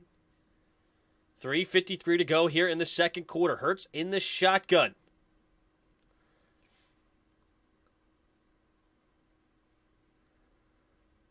Two receivers to each side. Scott, the running back, takes a snap, pumping, and you're going to delay handoff up the middle, and he is wide open, slipping through tackles, and he's into the secondary, tackled after a gain of about 17 yards. I mean, yeah, when you play that far off the ball, it's like, what in the world, dudes? What in the world? I mean, it's perfect blocking. Goddard, Kelsey, hurry up offense, and they're going to run it. This time they're all over it, though. And he does almost get back to the line of scrimmage on a second effort. But good defense there by the Vikings, at least on that play. Tackling for a loss of 1. Second quarter, 3 minutes to go. Second down and 11. It's all fun and games until Greg Williams calls it cover 1 on 4 down. Yeah, 4th down. All right. Hurts in the shotgun, takes a snap, play action again, and they're going to hand it off again up the middle with the delay, and this one's Clement, and Clement will get a nice gain of about 9 yards on 2nd and 11, so 3rd and 2 coming up for the Eagles. I mean, they're just working this team, dude. And they're running the defense that we run, and they're getting destroyed. We're going to get destroyed next week. I'm going to have deja vu next week at this point. Like, this is just horrible defense to watch. Like, this needs to be outlawed. It's so bad. 3rd and 2. Under center. Pistol formation. 2 tight ends on the left. Takes the snap. Play action. Keeps it himself. And Hurts is just going to keep it and keep running. And down the sideline. Still running. And he's trying to fight for second efforts. He does, and he reaches for the end zone. Touchdown, Eagles! I mean, come on, bros. This defense is horrible. Who really thinks this defense is doing anything good? I mean, this is too easy. Hurts now with a second rushing touchdown, this one from 26 yards out. I mean, nobody's there. Like, it's just beautiful defense. And then Hurts with this, beautiful offense, I should say. And then Hurts with the second effort, diving for the end zone, definitely gets it clear. And that'll be good enough for a touchdown. This is horrible. You think the Vikings' offensive line is solid? I know Christian Darrisaw had a good ratings last year. I didn't watch many Vikings games. I wasn't a huge fan of Darrisaw coming out because I thought he had a lot to learn. But now knowing what I know as far as what kind of offensive line coach we have, I wish we drafted Darrisaw badly. Like, have him work with John Matsko, would be an all-star. Like, I think we should have drafted him easily over Jamin Davis. Hurts is just breaking their backs. Yeah, I mean, it's just too easy right now, man. Too easy. I don't have a strong opinion. Like, their offensive line hasn't played bad. I could pay more attention to it going forward, but in the run game, they haven't looked great. Other than that Jalen Reagor sweep pass, and then they had a play action, not pass, sorry, sweep, like the jet sweep run, I should say. And then Kirk Cousins had a play action where he was able to run for 7 yards. Outside of that, they only have 4 carries for 8 yards on like designed runs up the middle. But as far as protection is concerned, Kirk seems to have a decent amount of protection. Our defense don't look as bad as the Vikings right now, besides 10 yards off the ball, lol. No, our defense looks that bad. It's that bad. Our defense is horrible. Wow, did the Bills just score again? Yes, perfect. I bet the -10, and that looks to be all but locked up. I love it, love it, love it.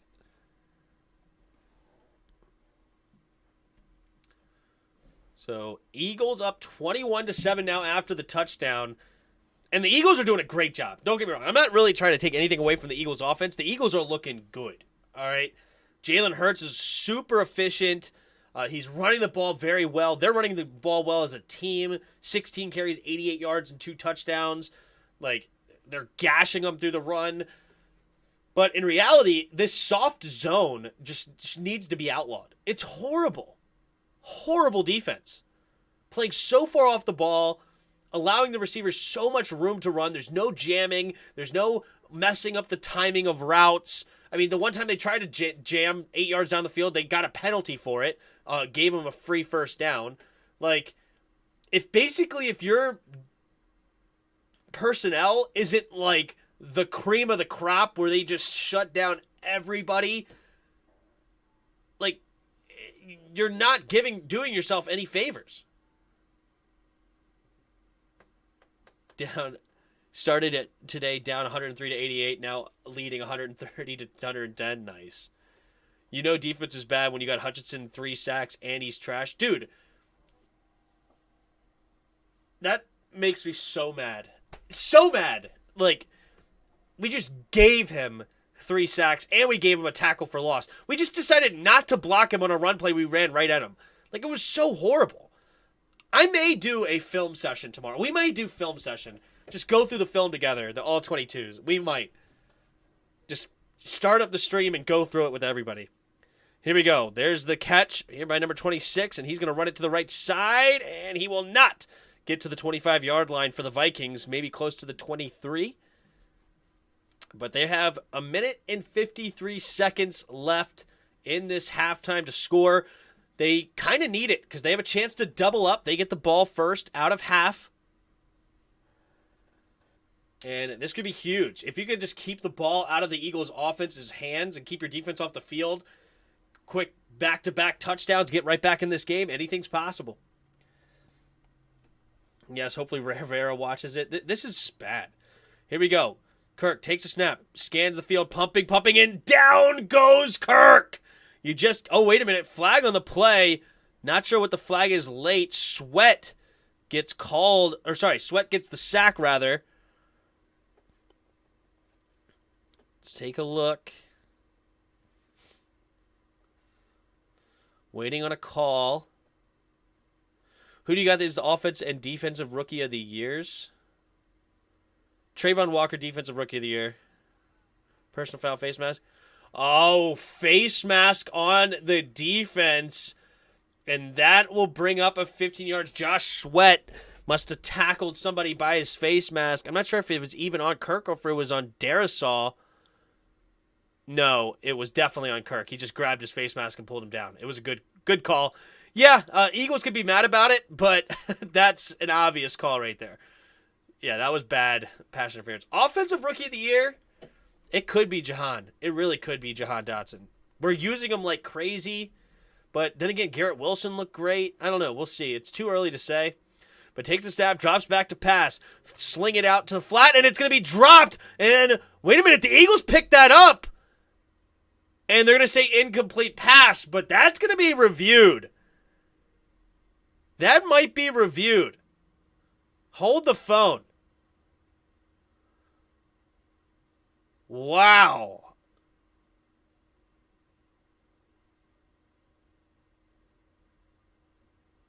Second and 10. Are the Eagles going to review that? Because it could have been thrown backwards. But Trayvon Walker, I don't know. It's too early to say on Offensive Rookie of the Year. Takes a snap, drops back to pass, steps up, pumping, going deep, and caught. No! He dropped it! Irv Smith had a walk-in touchdown, and he drops the... Oh my goodness, what a throw by Kirk Cousins with trash at his feet. If you don't know that reference, that's funny. But, wow, what a throw. And, wow, what a costly drop. He may not have scored a touchdown, actually. The other safety was coming in to scream up to maybe make a play. But, wow. All right. Kirk Cousins, empty backfield now, 3rd and 10. Takes a snap, drops back to pass. Pressure's coming, has to get rid of it. And he's going to get an intentional grounding. He threw it to nobody. Are they going to throw the flag? Either way, it's fourth down. He wanted an intentional grounding, but I don't think it matters that much. I mean, it could matter as far as field position. It actually could. But yeah, he threw it to absolutely nobody.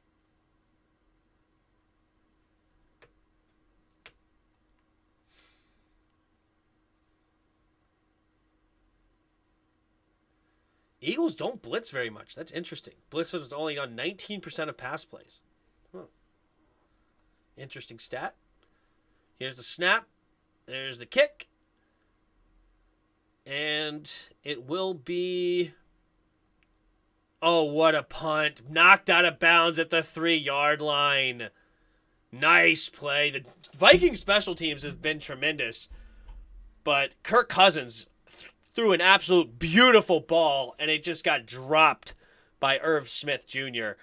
Tough break for Kirk and the Vikings, but the Eagles, they're deep in their own territory, but they've been able to move the ball quite fast. They still have their 3 timeouts. They could look to add some points here. Terry Curtis Jahan making that catch? Absolutely, no doubt. No doubt. 5 80-plus yard TD drives this season, 3 tonight. Wow. They know how to go on some long, sustained drives, do the Eagles. Let's see if they can do another one. 1st and 10. 3 receivers to the left. Here's that soft zone again. I mean, they just make it too easy. Hurts takes a snap. Blitz coming. He's going to keep it himself, running to the left side. There's nobody there to stop him from running 8 yards. Geez Louise. It's so easy. They give him 9 yards on the play. 2nd down and 1. Clock continues to run. Are the Eagles content just going into half here? They are not calling another quick play. They're just being very nonchalant. Hurts now breaks the huddle going in, and they may just be content with not pushing the ball downfield. 2 receivers to each side. Hurts in the under center, takes a snap, handoff to the right, and Gainwell will get the first, but that could just bring us to halftime if nobody wants to call timeout. Wait, the clock is stopped. Are we going to call timeout here? What are the Eagles doing? Why did they waste so much clock there? 38 seconds. I mean, they just wasted about 25 seconds there.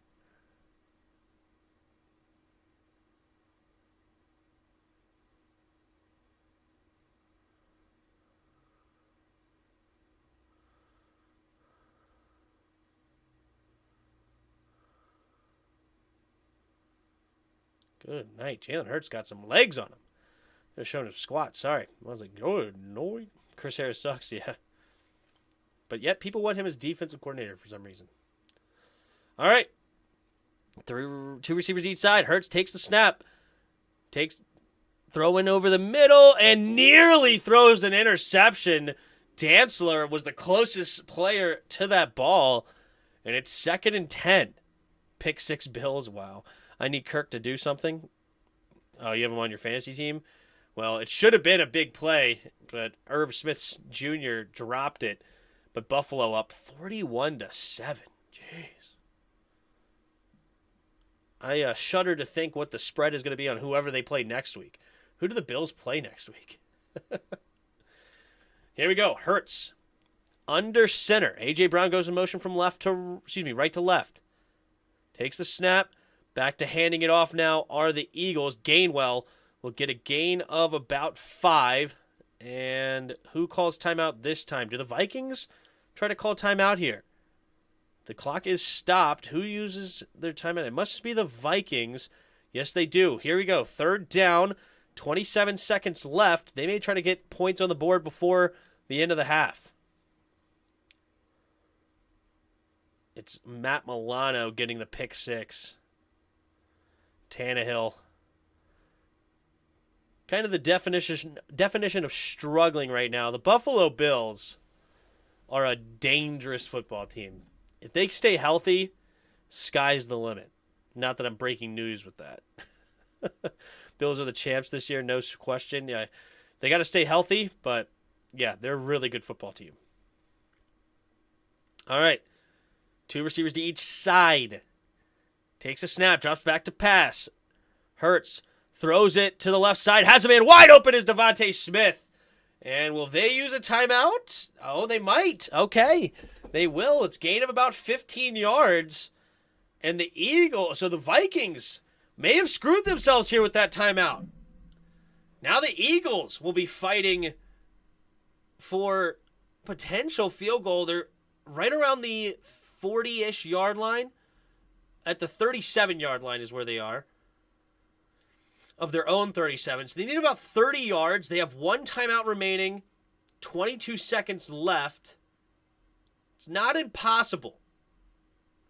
But not super likely either. Let's see what they got. 22 seconds remaining. Don't really like the time management here for either team.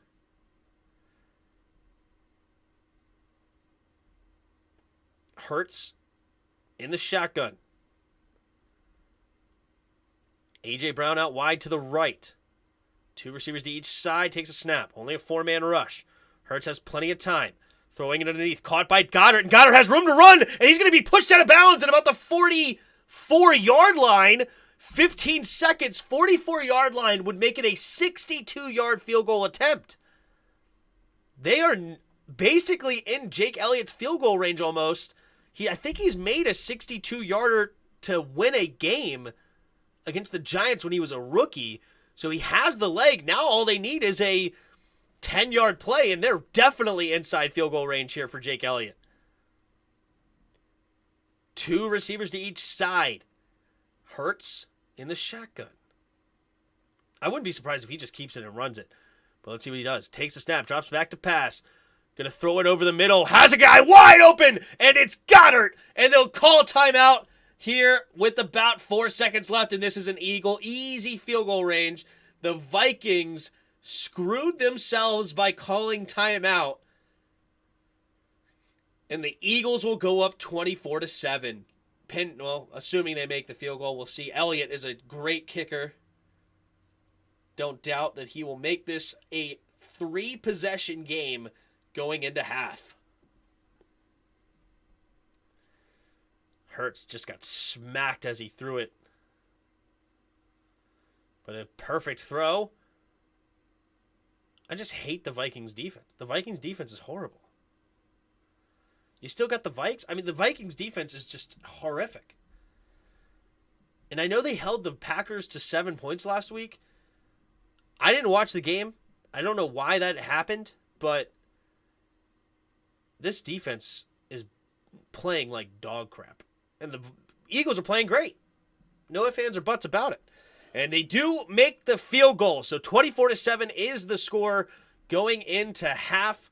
The Vikings will get the ball coming out of halftime. But they have a hole to climb. Man, the different hole we could be in right now if Irv Smith Jr. makes that grab.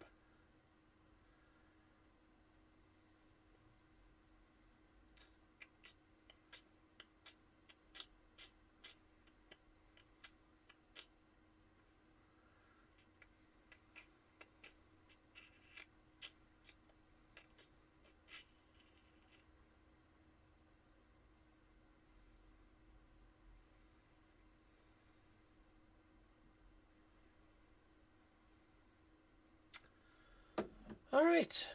Malik Willis in the game. Is he really?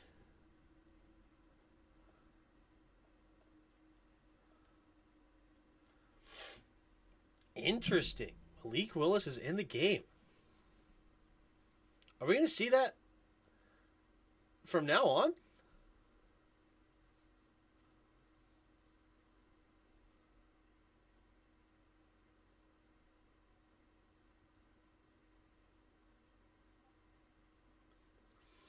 Taylor Lamont got injured. That hurts the Titans badly. True.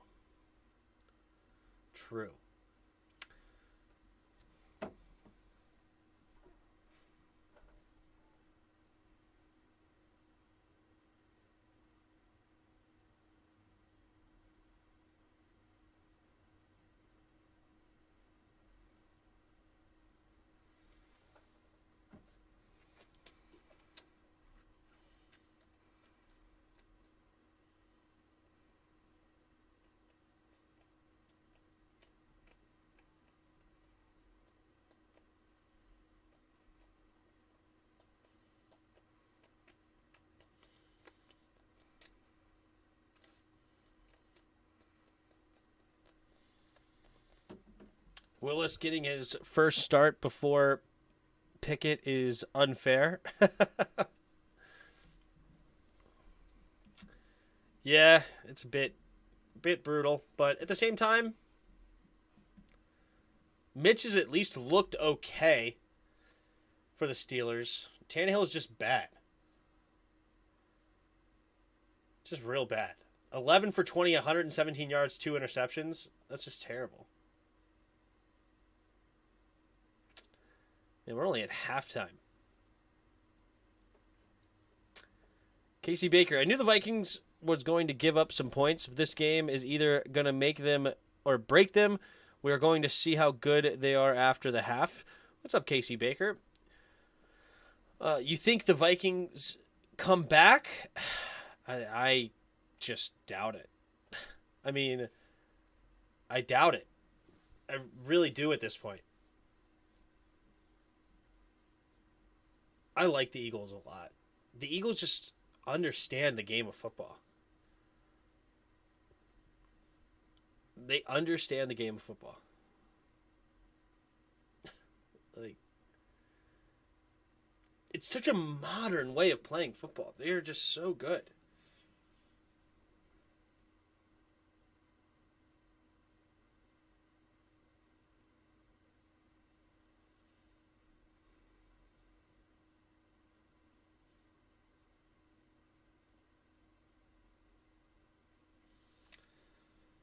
That's what happens when you trade your number one wide receiver. Got nobody to throw to. Also, Tannehill is just garbage bags. Yeah. Yeah. Yeah, trading A.J. Brown was definitely an interesting decision. They got Treylon Burks in the deal. But the Eagles are just a good football team right now. They are really good. They are really good.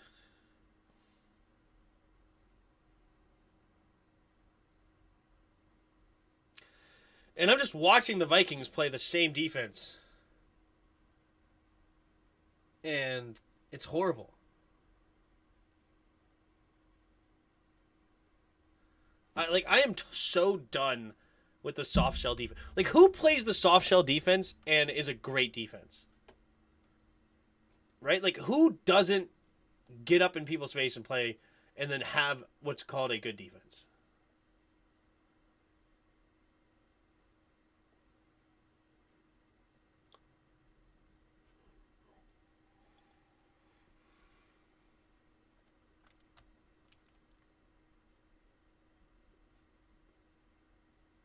Like, let me watch this real quick. I'm curious.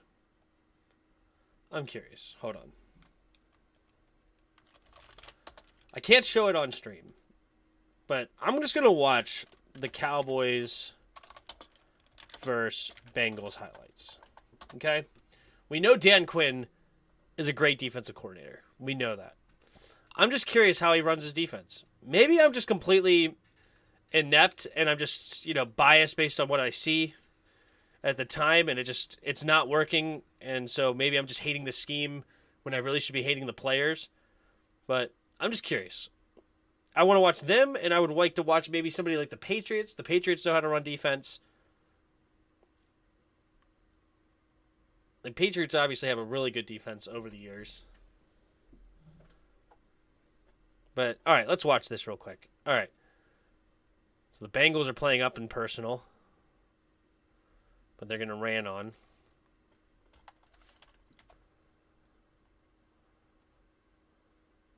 Hey, what do you know? That's pretty good defense. And they're playing CeeDee Lamb up in personal.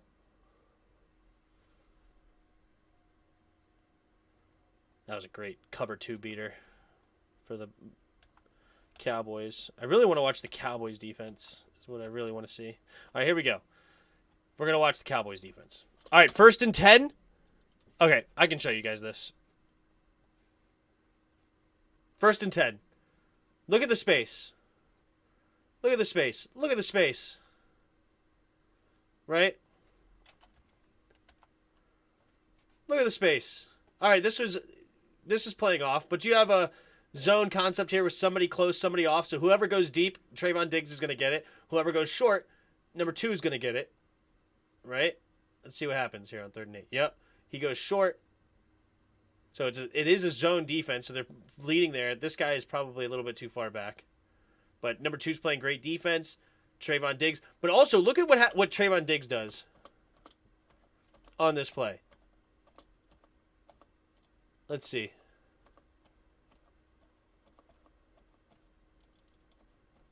He does lose some ground. But he loses some ground because he sees the guy coming towards him.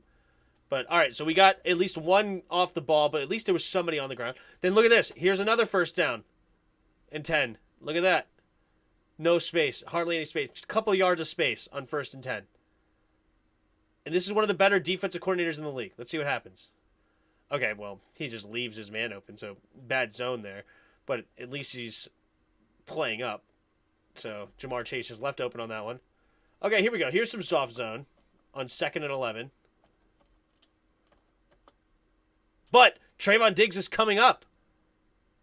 Look, he's not backing up to the first down sticks. He's playing off, but then coming up on the ball. That's what a big thing I'm complaining about is that it seems like our corners, yeah, they're playing 8, 9, 10 yards off the ball, but then their first few steps are backwards. So we're just ending up 12, 13 yards off the ball, and it's just an easy pitch and catch. But yeah, look, he now gives him no space, and Joe Burrow just cannot easily throw the ball there. And here comes the pressure. Nobody's open early because they get... And then Micah Parsons gets another sack. All right, so that's one thing. All right, let's go to the next one.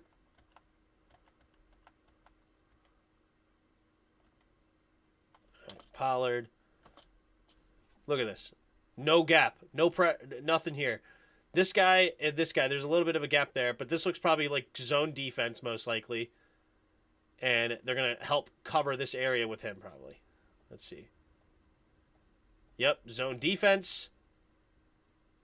He's going to shade over to him. He sees this here. They also know that he has over here. So, okay, it's where they have Trayvon Diggs guarding the flat. So he's got this zone here. Diggs has got the flat. Linebackers coming over to help on here. Nobody to throw to. He's got this lane. Trayvon Diggs coming back to make sure here. So he'll give Jamar Chase this all day and then come up and make a play, especially since it's 2nd and 16. Pressures around Burrow, and Burrow does get a face mask. Oh, but Burrow's going to run it down. Okay, fair enough. Go Burrow. I mean, if Burrow's running for first downs, that's tough. But look at this. What do you know? No space. 3rd and 4. No space between the corners and DBs. Let's see if they get it real quick. Maybe they do. I don't know. Maybe. Look, everybody's covered off the snap. This is covered. He's covering here. Linebackers with him. Everything on the snap is covered so far. And incomplete because there's no room, and he's trying to throw a tough throw back shoulder, and there's nowhere to go. Like, do you guys see what I'm seeing here? This is one of the best defensive coordinators in the league. But here's also the Bengals. Look at no pressure here. And this is 3rd and 4. Let's see if they get it. Maybe Cooper Kupp gets it. All right, it was a great beat on the slant. So, but at least you're forcing them to actually beat you off the ball. Is this CeeDee Lamb? I think it's CeeDee Lamb. He does a great job just beating his man-to-man on a slant, and he's off to the races. So, good. I like the defensive call. It's just better offense. CeeDee Lamb beat his man. But at least you're forcing them to beat you. Right? You're just forcing them to win. All right, Apple's playing off the ball. Let's see how he plays it. No, but he comes up. You see he's playing off the ball, but then he starts to come up on the receiver, not allowing just an easy pitch and catch, but it's a run play anyway, and Zeke has no chance on that play. None whatsoever. 3rd down. Dude, the Bengals went to the Super Bowl last year. No pressure, or no off the ball. 3rd and 13. Let's see, do they get the first down? Maybe they get the first down.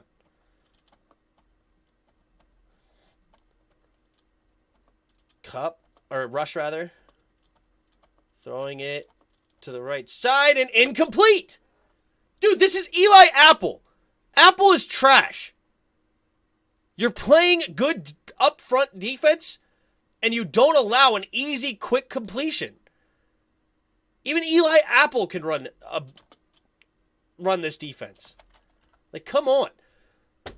Do I need to explain it again? 3rd and 5. Look at where the defense is lined up. Oh, they got a pick play. That's an interesting... It's interesting that they allowed this. Did they throw the flag? Oh. This is a good play for the offense. Man-to-man defense, and Trayvon Diggs just going to get picked on this play. Safety tried to come up and make the tackle, though. Couldn't quite get there. Look at this. 3rd and 9. No room given. Burrow drops back to pass. Steps up. Nobody's open. Has to try to run it for himself. He's just going to run it for himself. I mean, if Burrow's beating you on the runs for yourself, you're just going to have to live with that, right? But look, no space again. No space again. Now, the slot does have some space. Probably zone defense again. Yep, some zone defense. It is 3rd and 14, though. 3rd and 14. Running with the receivers. Throws it underneath. They're going to come up and make a tackle. And there you go. This is really not rocket science here. And we're going to watch Jack Del Rio's trash can of a defense next week. Or tomorrow night, probably. And we'll see if that's what's happening. But I'm just seeing the complete opposite on the Vikings. But here we go. Here's the kickoff from the Eagles to the Vikings. And, making some guys miss, but he is not going to get back to the 25. Nwangwu stayed up longer than I thought he was, but he only gets to the 22-yard line. I mean, does anybody have any contradictions to what I'm saying? I don't understand it, man.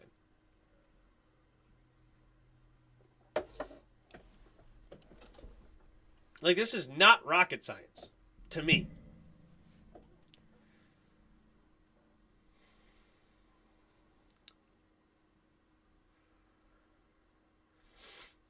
All right, 1st and 10. Off the ball, 1st and 10, takes a snap.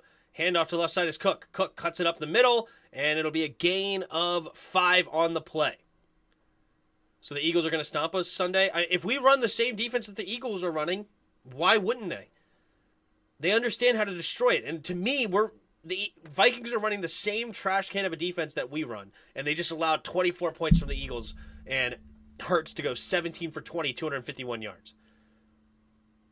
Eagles playing soft again. 2nd and 5. Takes a snap. Drops back to pass. Pumping. Quick throw over to the right side is Jefferson. Slips a tackle, and he'll get the 1st down.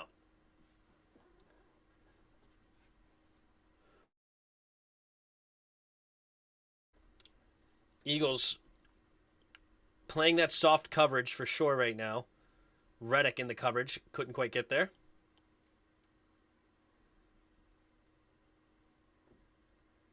Osborne in motion, takes a snap, play action. Kirk steps up, throws it underneath, caught by Osborne, and Osborne will get the 1st down and more. I mean, Eagles are playing this soft zone again, and the Vikings are just destroying it. I feel crazy. I feel like I'm missing something, and it makes me feel weird. Because it's like, how are these guys paid millions, and they're just playing this soft zone and just letting them just get sliced and diced? Here we go. We're going to get maybe a false start. Fletcher Cox. Yep, false start. Fletcher Cox got him to jump. And that'll bring up 1st and 15. Unless running company makes some major changes, we will get demolished. That's how I'm feeling right now, bro. Eagles are going to get killed going to kill our defense. Yeah, man, I don't know. We'll see. Anyway, Ed Ingram. 3rd and 15. 3 receivers to the left. Kirk takes a snap. Drops back to pass. Pumping, throws it underneath. It's going to be caught by the tight end and diving ahead for a gain of 10 up to midfield. It's Minot. Muno gets the catch. They're going to give him a gain of 11. Oh, yeah, midfield is 11-yard game. Thielen goes in motion, 3 receivers to the right. Kirk Cousins changing the play at the line. 15 seconds of the play clock, plenty of time. Here's a change of play. Thielen in motion, takes the snap. Hand off to Cook. Cook, nice jump step, making the guy miss. And he's going to get the first down and a couple extra up to the Eagles' 43-yard line.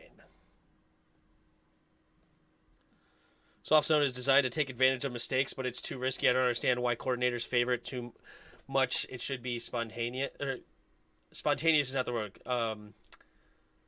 Yeah, spontaneous is not the word you're saying, but I understand what you're trying to say. Basically, like you should use it sparingly, is I think what you're trying to say. Takes a snap, play action, Kirk. Quick throw underneath, caught by Cook with room to run. Cook is going to go out of bounds after a gain of 15. So here come the Vikings. They're playing a soft zone, and they're just getting eaten alive. The problem is, it's like, okay, you're playing soft zone so you don't allow big, huge plays. We still allow big, huge plays. And then because we're playing soft zone, we're getting no turnovers. Like, they're just pitching and catching. Yeah, you're trying to bank on the fact they're going to have drop passes and such that the Jaguars had, but you don't get any turnovers. Takes the snap. Kirk. Quick throw underneath. Caught by Justin Jefferson. Jefferson will dive ahead for a gain of 11. What is Justin Jefferson up to? Justin Jefferson is up to 5 catches for 43 yards. Kirk Cousins, when did he get a catch for 8 yards? Is that about to happen? Am I just behind? Hold up. Kirk in the shotgun. 2 receivers to each side. Kirk changing the play at the line. 14, 13. Takes a snap. Drops back to pass. Has time. Scans the field. Finds Madison the check down. And he will barely get back to the line of scrimmage.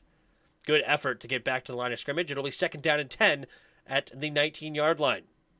Yeah, basically what I'm saying is it should be used sparingly and only in different combinations to confuse the offense play calling. Yeah, like we just run it all the time. Ooh. Kirk just didn't find a wide open Justin Jefferson there. He's not happy about it either. 10 minutes to go here in the third quarter. 2nd and 10. 2 receivers to each side. Takes a snap. Drops back to pass. Scans the field. Throwing it. And intercepted! Horrible throw by Kirk, and Slay will get the interception. There's a flag on the play, though. Hold up.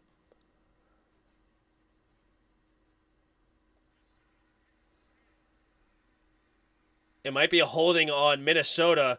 So this interception should stand for Kirk Cousins. Yep. Holding offense. Penalty is declined. And the Vikings turn it over in the red zone. And Darius Slay gets the interception. Let's see the coverage here. There's that soft zone. Kirk just threw it right to Slay, though. Did he just not see him or what? Like, he had pressure around him. Not sure what he's looking at here. Let's take a look. And, yeah, he just thought Jefferson was going to beat him inside. But Slay had the correct coverage on the play. He just wasn't open. And Slay gets the easy pick. That was a horrible decision by Kirk. He threw it with pressure around him, thinking that his man would just win. But that is not you don't want to just throw it over the middle of the field blind. That's exactly what happens every time.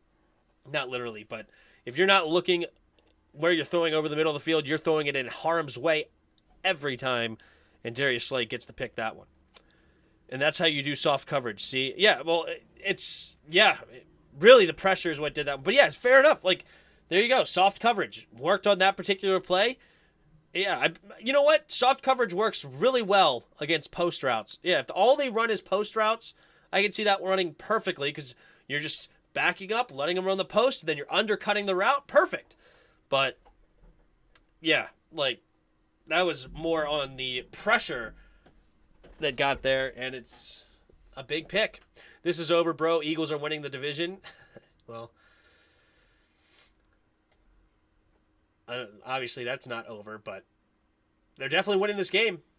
I will say that. I think the Vikings are pretty much dead, unless they get a couple of turnovers for touchdowns or something crazy like that, but Kirk is kind of in shambles right now.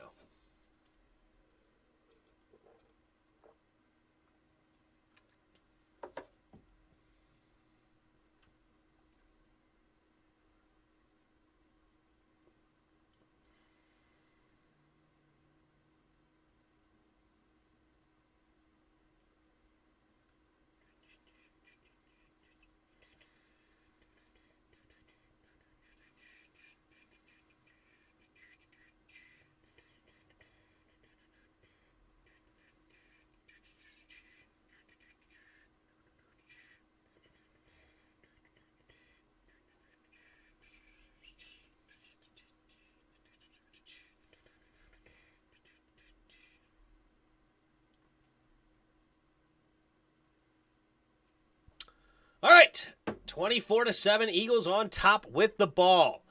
Here's that soft zone. Eagles take the snap, play action, quick throw over to Goddard. Goddard is just going to run upfield for a gain of 8.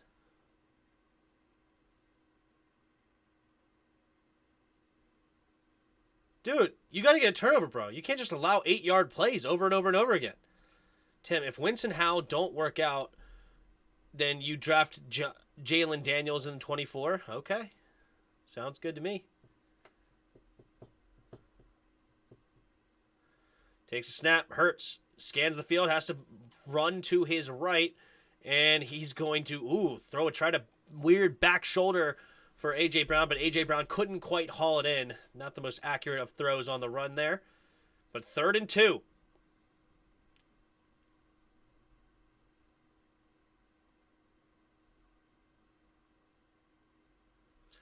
We don't have players that can force turnovers. True.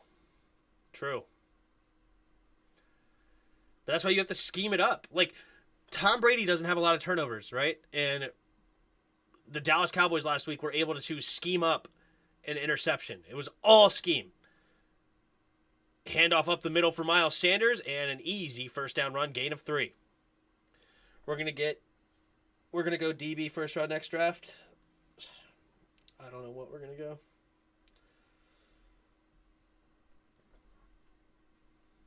But, yeah, a shutdown corner would be really helpful right about now. Whoever the most expensive corner is on the free market, pay him. Free agency list, pay him. What up, the great Watubi? Here we go. Man in motion. Hurts takes the snap. Handoff up the middle for Sanders, and Sanders will get a gain of 7. I saw something today that listed the most overpaid players by position, and the NFL, William Jackson III was the CB listed. Ouch. I just don't see us winning any of the hard games we have. We can't even beat the teams we should win. I mean, who knows? Every game's weird. We beat Tampa last year. We shouldn't have. We beat the Raiders. We shouldn't have. It's, you never know, man. 2 receivers to each side. Hurts in the shotgun. Takes the snap. Handoff up the middle here for Sanders. And Sanders making guys miss. And runs for the first down. Yeah, the Eagles are going to ice this game out. For sure. Like, the Vikings defense is just horrible right now. They're not even trying. Hurts in the shotgun. 3 receivers to the right. Soft coverage again here coming from the Vikings. Takes the snap. Drops back to pass. Quick throw. Devontae Smith for gain of 4. I mean, that's basically an extension of the run game. I mean, Dantzler's playing 7, 8, 9 yards off the ball. Quick pitch and catch. 2nd and 6. Stay ahead of the chains. I mean, that may as well be a 4-yard run.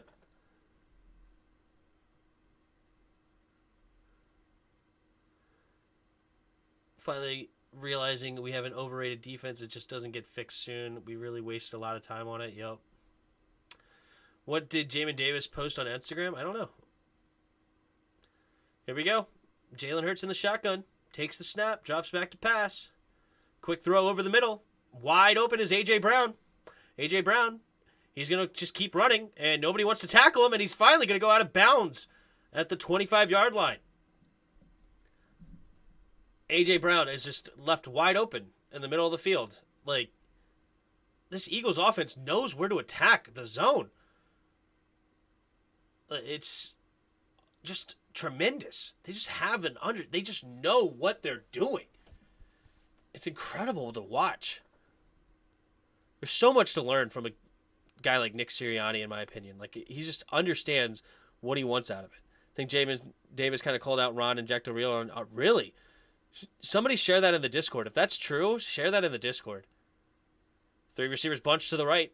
Takes the snap. Oh, they're going to get a false start on the left tackle.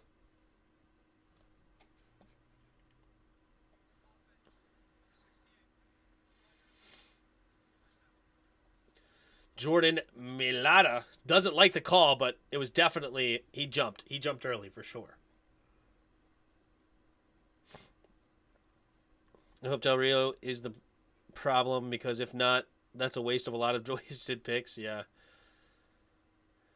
I mean, we do not have a lot of talent in the secondary. That's the truth.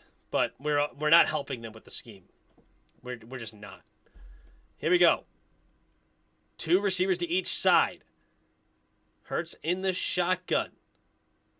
Takes the snap. Drops back to pass, and there's A.J. Brown for a gain of 12-ish on 1st and 15 because of this stupid soft zone. This is too easy. I mean, nobody's near Brown. You can't give him that kind of space. Evans is just 5 yards away from him.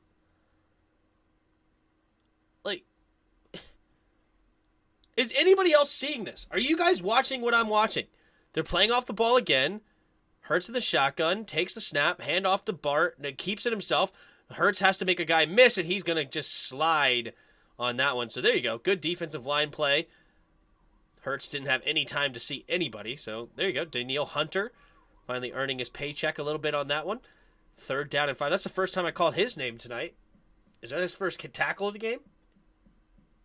Hunter. No, he's got 4 tackles. That was the first tackle for loss, but he's been on some tackles. Fair enough. Must be on some of those run plays that are going deep downfield. But here we go. Hurts. 2 receivers to each side. 3rd and 5. Here's that soft zone again. But no, it's going to be a flag.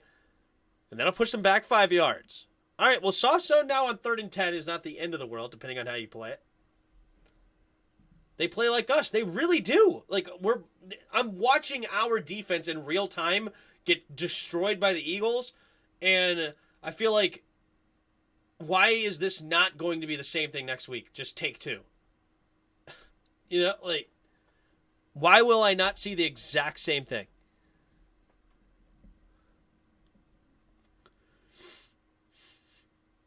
All right, Hurts in the shotgun. 3 receivers to the right, takes the snap. Drops back to pass. He's going to keep it himself. Hurts. He's going to run it for himself and then slides at the 23-yard line. So this will force a field goal attempt for the Eagles. But yeah, I mean, basically the Vikings are just hoping for more penalties. Because the only reason the Eagles haven't scored basically on every single drive is because of penalties. They've had several penalties today. They have 7 penalties for 50 yards. And I think all of them are on offense. All of them. Whether it be illegal mans downfields, we've seen 3 of those today. We've seen 2 false starts. We saw, the delay of game got declined. Elliott got blocked! Minnesota's going to pick it up! Minnesota! Can he make one man to beat? He can't do it! Oh, wow, a blocked field goal attempt. Does that wake up the Vikings? Hold the phone. They're still 3 scores behind, down by 17. But a blocked field goal certainly helps causes. It was number 7, Patrick Peterson, gets the block. He got called for an offsides earlier, and this time blocks it. Number 29 could not scoop and score. He's going to get tackled from behind by the punter, of all people. A.J. Brown will get over 100 yards in a TD because the Eagles actually throw to their $20 million receivers. True, that's another thing. Watching this offense, it's A.J. Brown has 7 targets, 4 catches, 65 yards. Granted, that's not a whole lot, but they haven't really needed him. But we also aren't through 3 quarters. Like, I don't think Terry's gotten 7 targets once this year in a game. Last game, A.J. Brown had 10 catches. This time he has at least 7 targets. But they're really running the football and just destroying them now. Handoff to the right side is Dalvin Cook. Dalvin Cook dancing around, and he's only going to get a gain of 3. Eagles have done a great job of stifling the run game. Dalvin Cook only has 6 carries for 17 yards today.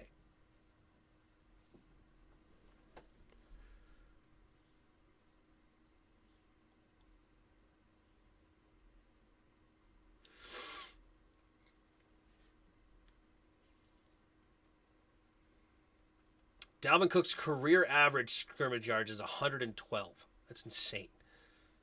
Here we go. 2nd and 7, 3 receivers to the left. Now Justin Jefferson goes in motion to the right.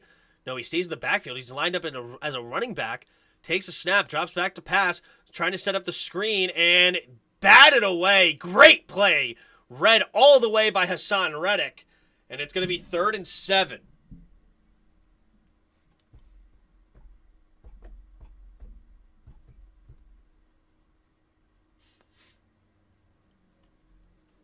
They try to get everybody to look at Justin Jefferson immediately off the snap, but Reddick just read the screen the whole way. He actually came from the opposite side of the defensive line and came up and made a play on that ball to bat it away. All right, Kirk Cousins is 1 for 5 tonight on 3rd down. See if they can do this one. 3rd and 7 at the Eagles' 27-yard line. 3 receivers to the left, empty backfield. Takes a snap. Here comes a blitz. 5-man rush. He has time, though. Picked up well. Throws it to the left and intercepted again. And a big hit by Irv Smith. And Maddox is the one that gets this interception.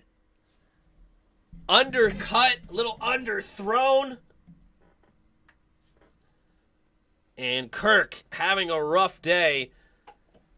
Good zone there. Great zone defense there by number 29. Saw that Justin Jefferson went to the inside, guarded by his linebacker, backed up just enough, and found the hole in the zone to get the interception. Kirk Cousins hates Mondays. I can relate. Yeah, for real. What is Kirk Cousins' Monday record? Like 1-50?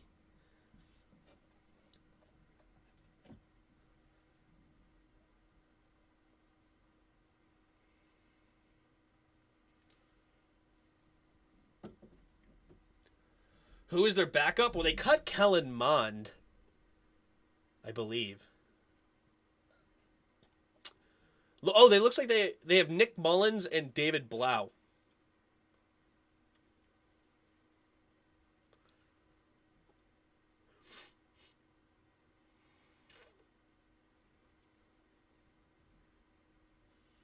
Good thing Kurt's in Minnesota. Kurt Cousins. What's up, Virgil? Yeah, imagine paying that guy $35 million a year or whatever.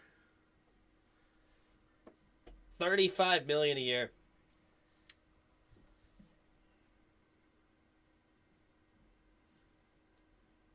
Put in Nick Mullins, please. Cousins' buttocks. I thought their head coach was good. I mean, to be fair, the Eagles' defense is shutting down the run. Kirk did throw a bomb touchdown pass that was just dropped. Like, I don't necessarily... Like, it's obviously 7 points is not good enough. And these last 2 picks have been really bad. I don't know if I completely blame it on the offensive coordinator or anything, but the defense is horrid. I can tell you that. But the Eagles are just playing back now as far as, like, you know, they're up by 17. They're just trying not to let big plays. It's like, all right, if you're going to score, it's going to take a while to get there. You're going to have to try to force things downfield, and we're going to pick you off. There you go. Like, the soft zone works great if you're up by 17 all of the game, right?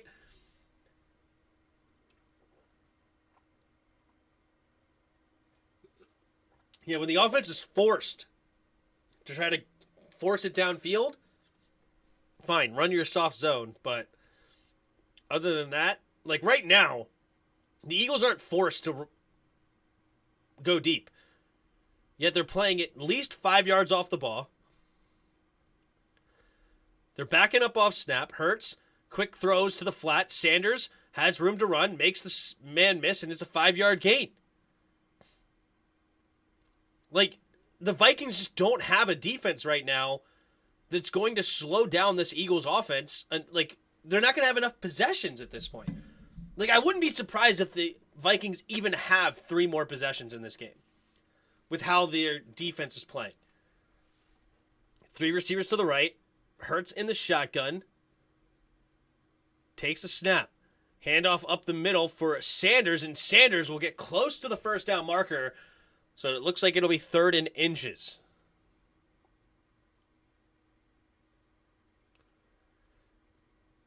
Sanders having a decent day. 11 carries, 52 yards. Nearly averaging 5 yards a carry. Here we go. Hurts under center. Takes a snap, QB sneak, and he will easily get the first down up to the 26-yard line. Clock continues to run. They basically only have to run one more play, and that'll bring us to the end of the 3rd quarter. I just love what I've seen from the Eagles, and I hate what I'm seeing from the Vikings. Hate it.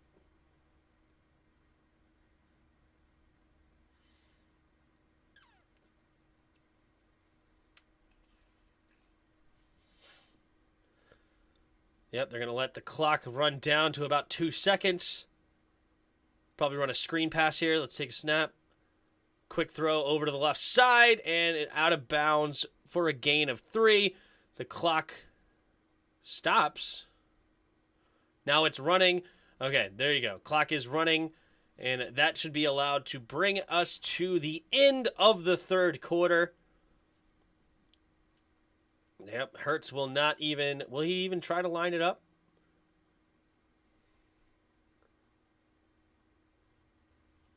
All right, they will line up for a play here. 2nd and 8, Hurts in the shotgun. I don't mind it if you're going to try to get him to jump, but I would be surprised if they actually run the play. Hurts in the shotgun. Yep, tries to get him to jump off sides. Doesn't work. I don't mind that at all. And that will bring us to the end of the 3rd quarter. Eagles 24, Minnesota 7. Eagles have the ball and look to continue to just run the ball down their throats.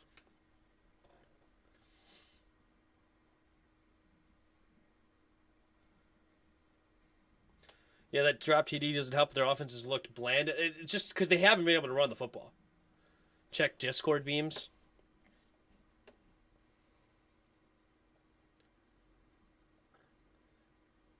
Eagles versus Commanders. I was at this game. I remember it vividly. We kicked it off to them. They got stuffed at the 12-yard line, and we thought, yes! They have tough field position. We're going to be good. Everything's great. And then immediately, 88-yard touchdown bomb to Deshaun Jackson. Immediately. Like right out the gate from Mike Vick. And from then on, it was a long day for us. Long day. But I've seen some Eagles victories. I've been to some games where we beat the Eagles. Like, I was at the game where Donovan McNabb was driving and we tackled him on the 1-yard line and the clock hit zeros and we won that game. I was there on that one. I was there where Kirk was the quarterback and they went up 14. I believe they went up 14-0, and then we ended up coming back and winning the game 20-14, if I remember correctly. That was my favorite day as a Washington Redskins fan. That was my best day ever as a fan. Did I stay the whole game? Yes. I stayed the entire football game. It was rainy, a nasty night, and I was pretty young then. In Monday Night Massacre, had to be what, like 2010,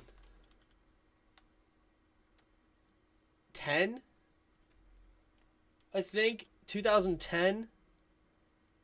So I would have been 17 years old, and at 17, I was not going to a lot of games. I was only going to maybe 1 or 2 games in a year, if that.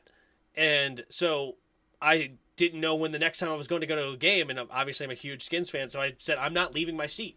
And I didn't even leave my seat the entire game, let alone leave the game. I did not leave my seat. My dad would go up and, smoke a cigarette if he wanted to. I stayed there and said, I'm not leaving my seat until the clocks hit 0. And I was there the entire game. Were you there for the swing gate? I don't think so. I'm trying to remember, though, when that one was. Next week's going to be a long day. Yep. Here we go. 3 receivers to the right. Hurts in the shotgun, takes a snap, drops back to pass. Quick throw to the left, and it's just an easy pitch and catch over and over and over and over again. They're just not covering the Eagles receivers. It literally looks like the Washington defense. Literally looks like it. To a T. Which one was the swinging gate game? Sounds familiar. Now I'm drawing a blank on which game that was. But here we go. Yeah, they're literally pointing out the soft zone now. Hurts drops back. He's going to buy time. Going deep. Caught for Akez Watkins, but this might be coming back for a hold.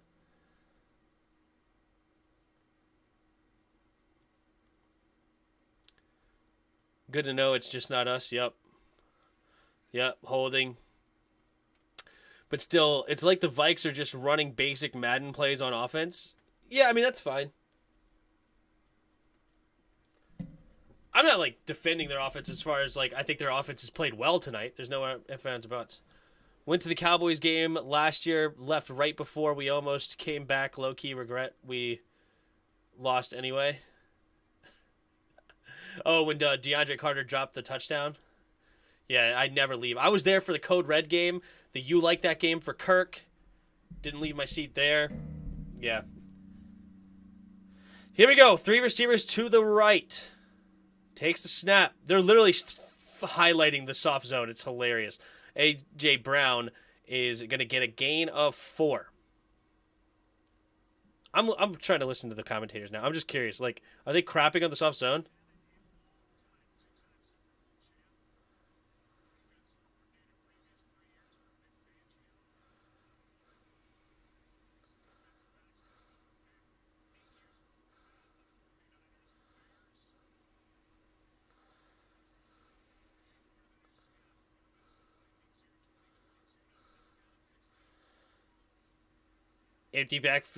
Running back in the backfield in the shotgun, takes a snap, handoff up the middle for Sanders, and Sanders will get pushed out of bounds after a gain of 4. Oh, no, I got to go back and see what they were saying.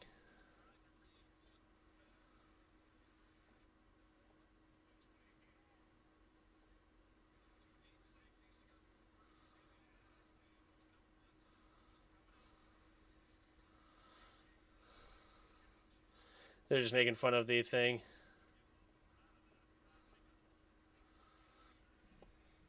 Never leaving early again. Yep. All right, 3rd and 14 here for the Eagles. Takes snap. Quick throw underneath. Caught by Gainwell. And Gainwell fighting for extra yards, but he will not get to the first down marker. They get to the 47-yard line. And 12 and a half minutes to go here in the 4th quarter, and the Eagles will be finally forced to punt. But literally the only reason the Vikings have stopped the Eagles all game is because of penalties. It's literally only because of penalties. It's horrible. All right, Bills won 41-7, and I won my fantasy. Nice. All right. Here we go. Caught at around the 8-yard line by number 5, and he doesn't even get to the 10. Great defense or special teams by the Eagles. They're flying the Eagles' wings, and they are ecstatic there in Lincoln Financial Field.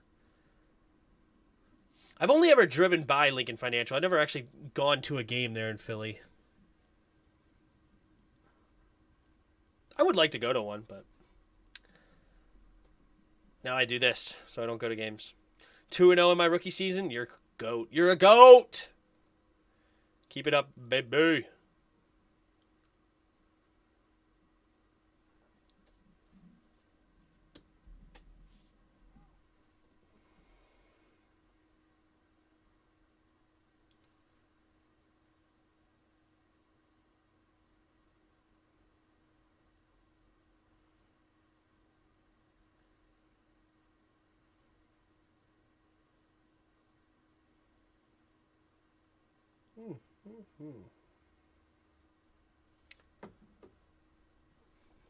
What's up, Noah? When Washington plays Philly, we're probably going to get blown out. Knock on wood, no, we don't. At the end of the day, D. Hall was right. Man, the Eagles loaded up and we stayed stagnant. He did go off, and it's true. That's very true, Abdullah. DRG, don't think you to be welcome there, Tim. Be safe. Oh, well, I'm not worried. It's not the 80s anymore. Like, it'd be fine. It'll be just fine.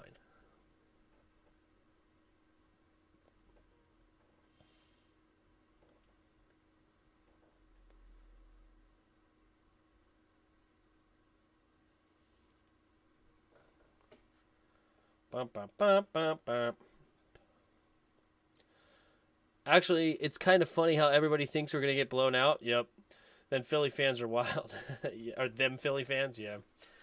Yeah, I mean, who knows? Like, the games are very weird and odd and whatnot. I mean, I think our offense will put up more points than what the Vikings have done.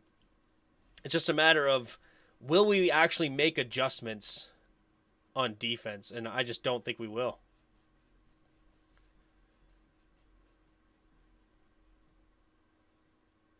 Oh, good coverage there by Slay.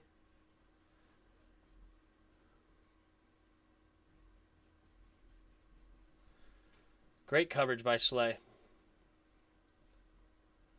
Like everybody in this chat. Yeah, everybody in the chat does think we're going to get it blown out. I think it's fair. I mean, we just let the Lions 22-0 us at half. Here we go. Kirk scanning the field. Steps up in the pocket. Rolling to his right. Looking, and he has to just throw it away. Nothing open. The Eagles secondary has looked great. You also thought the Lions was a walk in the park? I did. I thought the Lions were a walk in the park. That's very true. I thought we were going to win by 2 tugs. And honestly, I still think we should have won by 2 tugs. Like, it's crazy that we were within 1 score in the third quarter.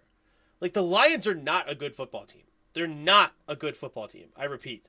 Like, they really are not. The fact that we were still in that football game with how bad we played throughout that game, and the fact that we actually got it within 1 score in the third quarter is actually ridiculous. Like, we can put up points. Our defense should be better than that. Like, it's disgusting. All right. Oh, a dropped pass there for the tight end, Minot. 2nd and 15 for the Vikings. That woman was a prophet. Oh, yeah, she was awesome. If we go 16-1, I'm okay with the loss to the Lions. Yes. Kirk and losing on Mondays. Name a more iconic duo. Jack Del Rio in soft coverage.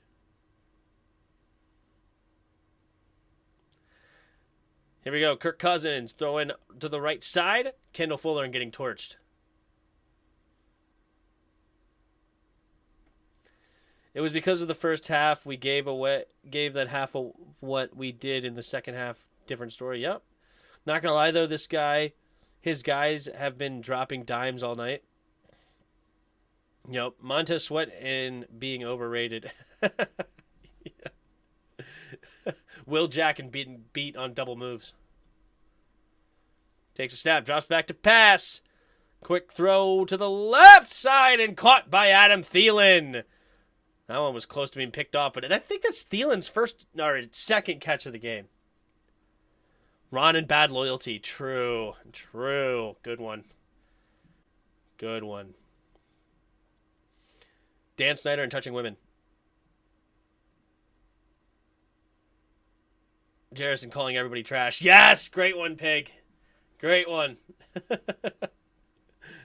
And nearly picked off again. Darius Slay with some great coverage here. He's feeling himself. Lions aren't a bad team. They're a mid-team. They're a bad team. Like, they just are. They're well coached. I'll give them that. They're well coached, but they're a bad team. I really believe that. Their defense is horrible. Their defense is terrible, and we allowed them to stuff us to 50 yards of offense and 0 points and a half. And their defense is horrid. And they were injured. Like, they're not a good football team. They're well coached. They're well disciplined. I'll give you that. But they're not a very talented team. Nice pitch and catch there from Kirk to Irv Smith. Lions have a garbage defense. Their offense is mid. Yeah, I can agree with that. Like, DeAndre Swift is extremely talented. Amon St. Brown is really, really, really good.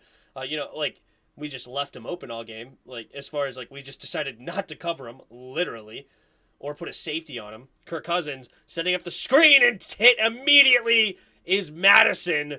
Nice play there by number 43. Cousins throwing hospital balls now, yep. So what does that make us? Trash. Not well coached, I'll give you that. Not well coached. But we literally did everything wrong in that half and still had a chance to win. Like, seriously. 3 receivers to the left. Kirk takes the snap, drops back to pass. Quick throw. Madison drops it. Tough.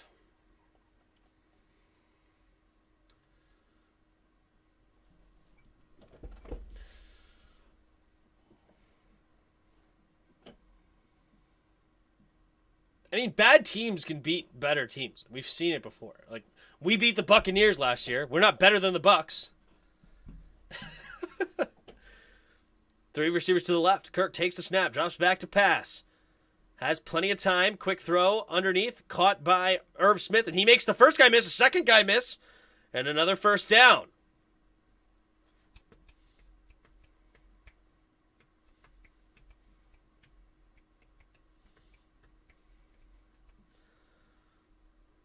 The Jags beat the Bills last season. The Jets beat the Bengals last season. Or, who knows? I don't know. Detroit putting up 30 points. Yeah, they're well coached. I give them credit. They nearly picked off again. Slay almost got pick number 2. But they're well coached. What I like about Detroit is the same thing I like about the Eagles. They have an understanding, or like the Rams or something, or the Bills. They understand they need to get the ball to their best players. Stephon Diggs has had over 100 yards 2 games in a row. Cooper Kupp has had over 100 yards 2 games in a row. Amon St. Brown has had over 100 yards 2 games in a row. Meanwhile, we go an entire half without getting Terry a catch. Like, it's horrible. Like, Justin Jefferson's having a bad game tonight, but he has 9 targets at least. Like, they're targeting him the football. Like, tonight, A.J. Brown has 8 targets. They don't even need to throw him the ball that much because they're just destroying this game. But if they needed to, they would be targeting A.J. Brown. Like, that's what makes us a bad team. It's not because of a talent perspective. It's that we have Terry McLaurin and we do not design plays to get him the football. It's like, it's horrible. We need to feed Cam Sims to him. Yeah, we do a flea flicker to Cam Sims. Unbelievable. Kirk Cousins fumble! And the offensive line has to jump on it. Big sack fumble there by Fletcher Cox. Like, that's what I respect about these great coaches, is they have an understanding of when they have a great player on offense, they get them the football. I mean, you can go back to the day of, like, Randy Moss when he was on the Patriots. He had 23 touchdowns that year. It's like, what is Tom Brady going to do? He's going to get it to his best player consistently. They're going to design plays to do that, right? Like Julio, when he was at the top of his career, it's like, all right, Matt Ryan knows we got to get it to Julio. Matt Stafford knows I have to get it to Calvin Johnson, right? Like, he's going to have an 1,800-yard year because I'm going to do it. He's going to get it to Cooper Kupp because he's our best player. Like, throughout the league, you just see, where is Pat Mahomes going? He's going to get it to Tyreek Hill and he's going to get it to Travis Kelce. Those two are going to eat, right? Like, Aaron Rodgers, he's going to get it to Devontae Adams. When he sees one-on-one coverage with Devontae Adams, that is Devontae Adams football. Every time. And we've seen that tonight. Devontae Smith is one-on-one with a linebacker. I'm getting him the football. A.J. Brown is one-on-one with a safety. I am getting him the football. Like, it's time to go there. They read the defense and see what their coverage is, and they go, okay, I'm getting the football there. Like, it's not rocket science. This is not difficult. I'm not breaking news. I'm not discovering a new planet or something, like a new galaxy. This is not new ground. When you have a tremendous player, you feed him the football. When the Vikings sucked everywhere else, they had Adrian Peterson that gave him the football and had a 2,000-yard season, and I think they won 10 games, even though they had Christian Ponder at quarterback. Right? The Colts, they had Phillip Rivers and company, but guess who got the ball all the time? LaDainian Tomlinson. Or did I say the Colts? The Chargers, I meant. LaDainian Tomlinson get the ball. Last year, they have a freaking top-notch running back. Yeah, let's get Jonathan Taylor the football. And we're going to win some games that way. Like, it's crazy.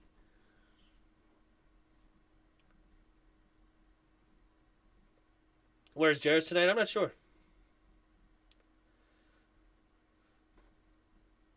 Our offense has pre-snap motion all the time.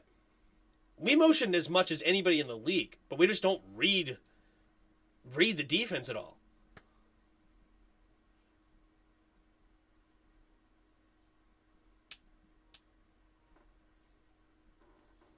Like, that's the frustrating. You pay a dude $23 million a year and you just don't get him the football.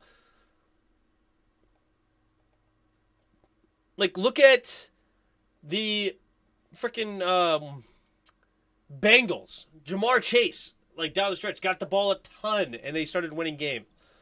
Tua Tagovailoa has his best game of his career. Oh, wait, because he targets Tyreek Hill and Jalen Waddle, a guy they paid $30 million a year for, and a guy that they drafted at number 6 overall. What do you know? You go get them the football, and you win games. It's tough, man. When OG coming back, I hear a dad joke of the day. I know OG got a good one. He'll be back on Wednesday, so 2 days. Come back for Skins in the Game. Wait, Travis Kelce? Wait, is Jason Kelce and Travis Kelce brothers? Why did I never know that? Makes sense, but I just never knew that. Travis Kelce at the game. 3 receivers to his left. Takes a snap. Play action. Hurts keeps it. Trying to get it onto the outside. He does not. He finally goes down, and it'll be a loss of 1. Can't believe Bengals 0-2 and Ravens blew a huge lead. Yup. Every time Terry is one-on-one, he catches it. Just makes no sense we don't throw it. I know. It's so frustrating to watch. It's so frustrating. That's cool. I did not realize that Jason Kelce and Travis Kelce are brothers. That's pretty cool. It's cool that he's here celebrating with his brother. Why aren't the Vikings playing their first and second round defensive players? Asamoah and Lewis sign are nasty. I don't know. Oh, we got an interception here from Jalen Hurts. Can Hicks get the touchdown? No. But Hurts actually just threw a pick. I don't think it really matters, but if we get a quick touchdown by the Vikings, it's a 10-point game, and they're not dead yet. Interesting. Hicks getting the interception here. Was it batted? How did this happen? Oh, it was off the hands of Gainwell. It was actually a decent throw by Hurts, a dangerous one, but it's just off the hands of Gainwell and ends up in Hicks' hands. And here come the Vikings. Jalen Hurts, that was only his second career interception when leading a football game. That's interesting. 3 receivers to the right. Kirk Cousins in the shotgun. Takes a snap, drops back to pass, throws it to the end zone, and dropped by Adam Thielen. Good coverage on the slant.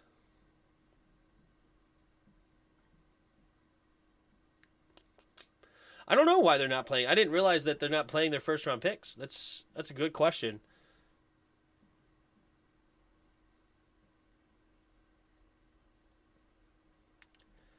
$7:22 to go. Vikings in the red zone after the turnover. Kirk again with the empty backfield set. Justin Jefferson looks like he's out wide to the left. He's looking that way, going to the end zone, and batted around, and Slay nearly got another pick with the pressure forced a bad throw. Didn't even give Justin Jefferson an opportunity. Tough. Travis and Jason are not brothers? Oh, they're not? Then why is he here wearing a Kelsey jersey? Is that true? Why is he at this game then? Why is Kelsey at this Eagles game? Travis Kelsey brother.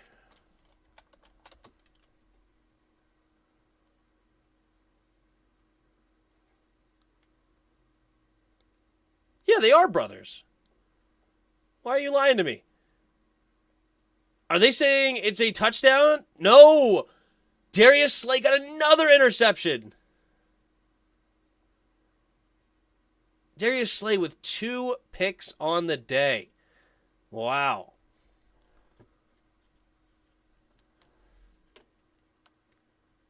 Wow.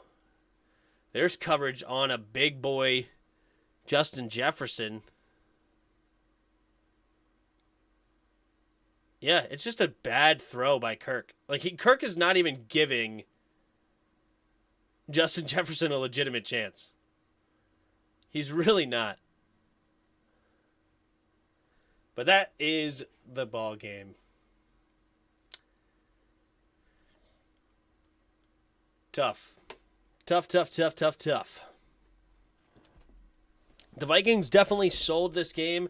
They had a drop touchdown. If they had a better QB, they would have scored those 2 times the Cousins thrown picks. That's at least 13 points. I wouldn't say it's because of bad QB play. I just think that Kirk is now trying to do too much, down by a lot, and mistakes are compounded on. Obviously, that drop touchdown was big because that was only a 21-7 game, I think, at that point. So that would have been a 1-touchdown game at that point. But, you know, Kirk's just trying to do too much now, trying to force feed Justin Jefferson, not giving him even opportunities to catch it. So good for Slay. Bro, Tim, you think Earl Thomas can bring out the dog? You're joking, right? No, we're not bringing Earl Thomas here. I don't want anything to do with Earl Thomas. You know, he can go hang out with his brother naked with some girls or something again. Yeah, Earl Thomas, absolutely not. Kirk Cousins, MO, great 20-20, suspect in the red zone. Yeah, that's pretty much been his career. And then how does the guy get hawked down by the kicker or punter? Yeah. he got ran down by the punter.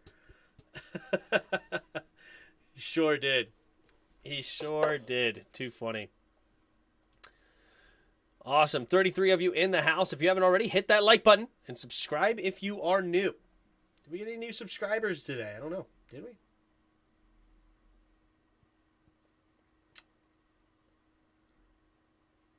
Actually, I think we did. I think we got a couple of new subs. Thanks for being here, ladies and gents.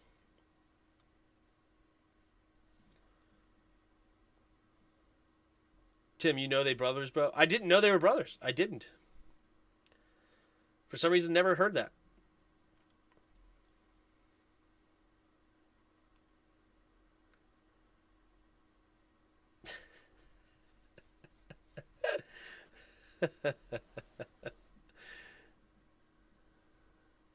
Here we go. Hurts under center.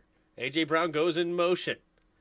Takes a snap. Hurts hand it off up the middle with a big gaping hole. Goes Sanders. Gain of 7, maybe 8. Vikings definitely shot themselves in the foot on offense. Dropped past Cousins. Just doing what Cousins does in primetime games. Yup.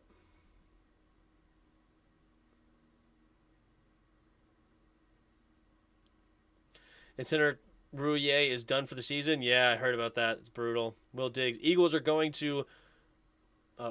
Will deleted his message, so never mind. Tim, next Monday, Dallas at Giants. Who you got? Give me Dallas with Cooper Rush. Takes a snap. Handoff up the middle.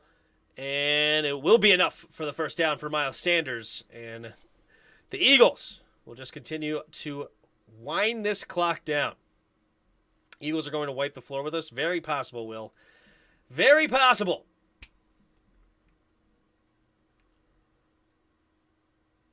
This game is all but over. Bro, how do you feel about the Lance injury? Very unfortunate for the young buck.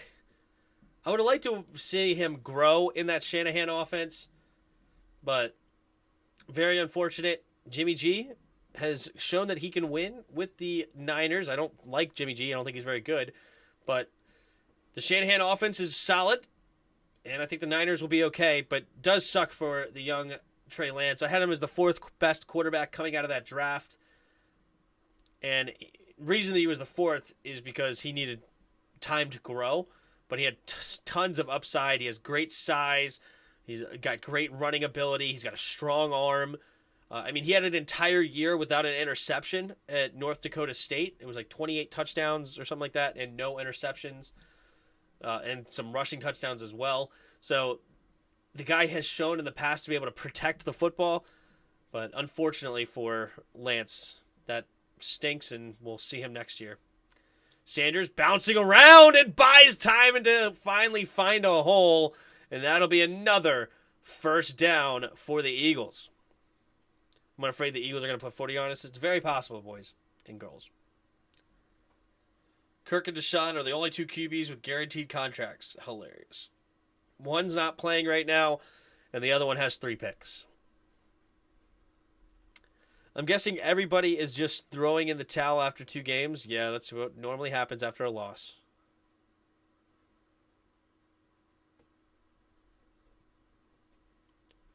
Hurts puts a guy in motion. 2 tight ends on the right, takes the snap. Handoff up the middle is Sanders, and Sanders spins off some tacklers, but he will get a gain of only about 2.5 on the play. Second down coming up for the Eagles, about to cross the 4-minute mark. And this game is all but over. Literally just waiting for zeros to hit the clock, basically, at this point. Just waiting for the zeros.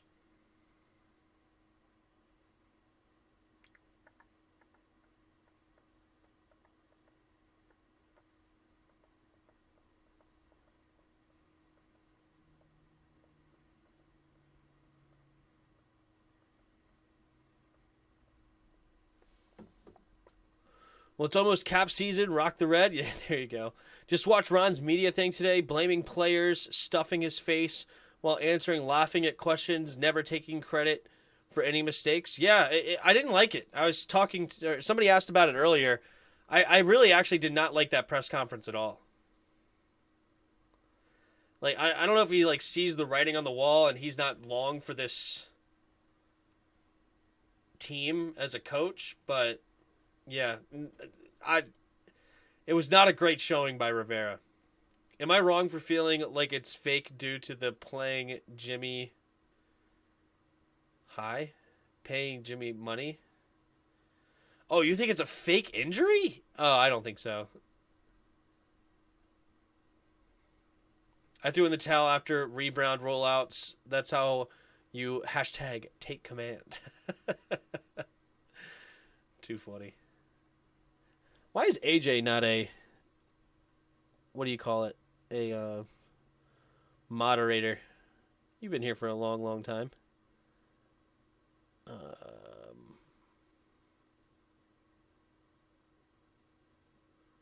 Oh, no.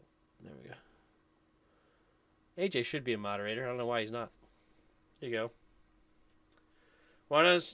Ron has almost no emotion on the sideline. Have you ever seen him coach a player or talk to an assistant on the sideline? I don't know how much they've shown that on the actual TV, but I'm sure he does that. I don't know. I don't buy that too much, but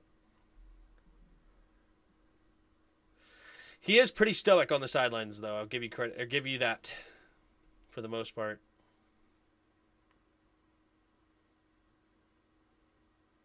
Jalen Hurts and Mike Vick. 2 quarterbacks with 300-plus yards and 2 rushing touchdowns in a single day. And on Monday night, they're referring to the Monday Night Massacre, where he had 4 touchdowns throwing and 2 on the run against us.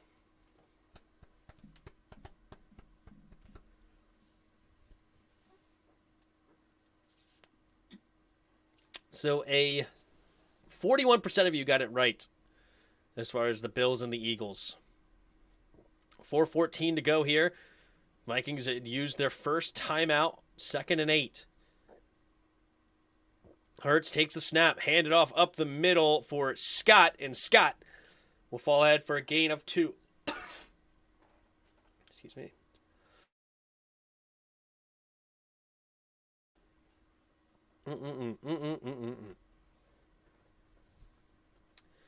All right, 3rd down. Someone in the comments compared Ron to Jeff Fisher. He can build a good roster but can't coach it. I honestly agree so far. Well, man, we claimed John Ridgeway off waivers, and the Cowboys' very good signing. Might be a hit. Maybe. Might be a hit.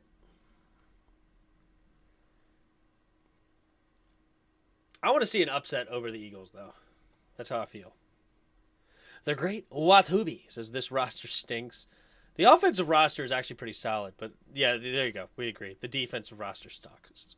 Here we go. Hurts, 3rd and 7. 2 receivers to each side. Hurts going to take the snap. Drops back to pass. Buying time. Rolling to his right now. Avoids the rush. Still going. Pumping. He's going to keep it himself, but there's going to be a flag on the play. Either way, he did not get to the first down marker. But this actually could be a benefit to the Eagles because he ran out of bounds. Flag on the play. We'll see what the holding offense penalties declined. It'll be 4th and 3. Nick Sirianni says, let's go for it. Oh, 4th and 5. Excuse me. Broken ankle. I would not look like that. My face would be red, screaming pain, not be calm. You might be surprised. Like, it hurts the initial pain, but it might not be a pain that hurts as long as you're not putting pressure on it. Like, when I messed my ankle up, and they said I had a broken something or another, but I don't know exactly what happened, but my ankle was bad. Like, I was able to actually walk home on it. Like, walk to my car and drive with it. So, all right, they do punt it, actually. They're not going to go for it. And nice punt here by Sipos. It'll be down and around the 10.5-yard line. But, yeah, like, you might be surprised. Like, the initial thing was hurting, but, like, the initial thing hurt me bad. But I was able to put some pressure on it, and I was actually able to walk on it. But and when I wasn't putting any pressure on it, I was not in pain. So, yeah, a broken ankle is not really like that much pain that you may think, as long as you're not putting any pressure on it. And I'm sure they had it supported and all that good stuff. I wouldn't be surprised if there wasn't much pain.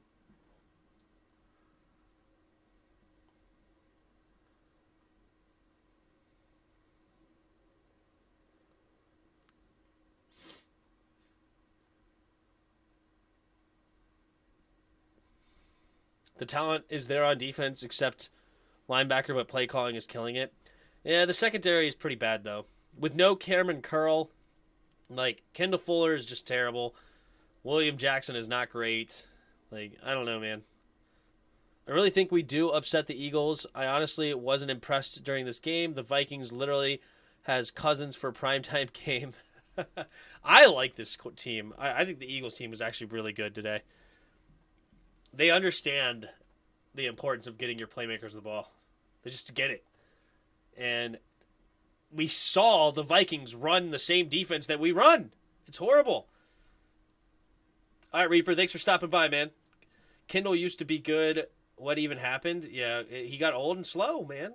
It happens, dude. How old is he? 29?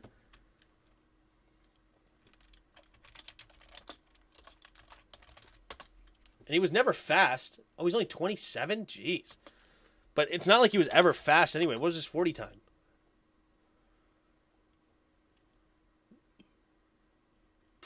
Fuller.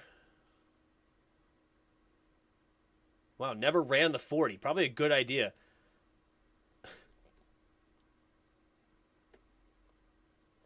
Do you have an injury at Virginia Tech or something? They think it was like a 4.48. But whatever. I thought he was older than 27, though. That's interesting. Kendall had that INT in the Super Bowl. Hasn't been good since. Well, that's also because he's playing in a much better coach defense. So I'll give you that. Steve Spagnuolo knows how to coach defense.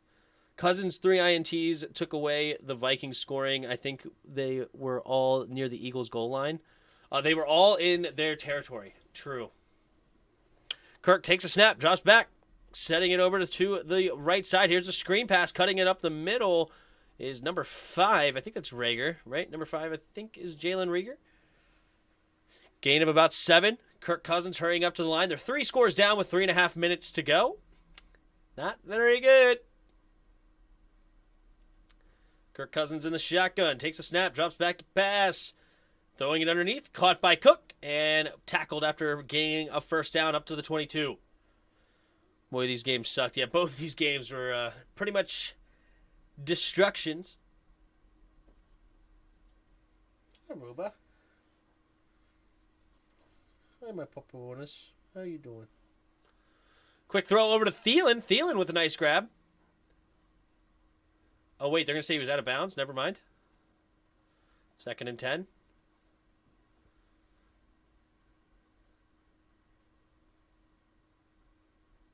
Oh, he didn't even catch it.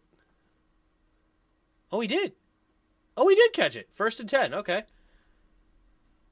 Kirk, scanning the field. Quick throw underneath. Caught by Smith. And Smith is an athletic tight end as far as a receiving tight end. It kind of reminds me of like Evan Ingram.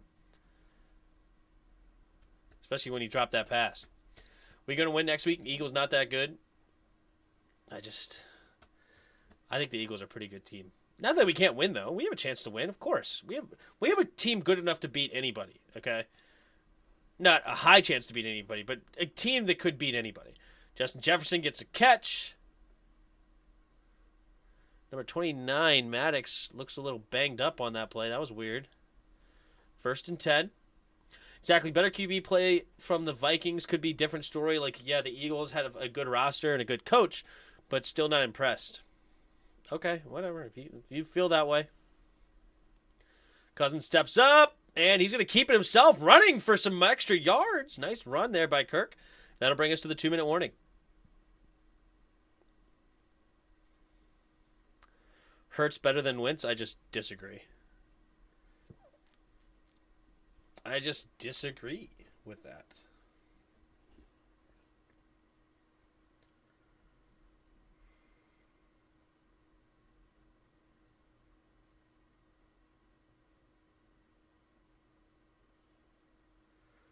I'm on a little bit of a losing streak. I did pick the Buffalo Bills tonight, though. That's good.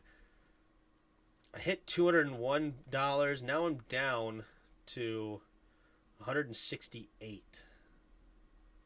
So a little bit of a downward spiral. My win-loss percentage is definitely taking a hit lately. I was at 72.5% or 73% at one point. And since then, I've tanked it a little bit, for sure. Now I'm probably like high 60s, but we'll see. Bro, we're going to get smoked. We'll see. Rivera screwed up his philosophy of staying the same on the secondary was stupid. Now we're going to pay for it. Yeah, we'll see.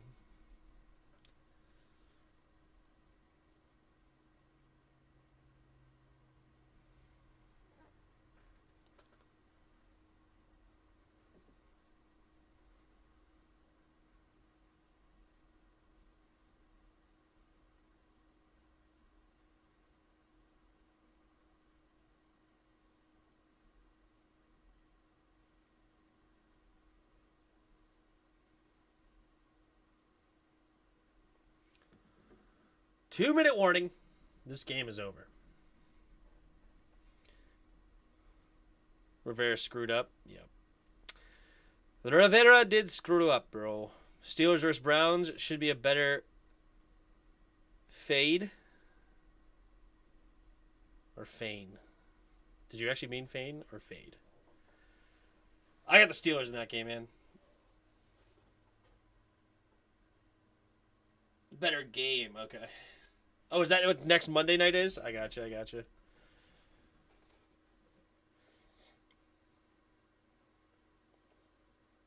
Week 3. Oh, no, Thursday night. Steelers versus Browns. Cleveland -5. Interesting.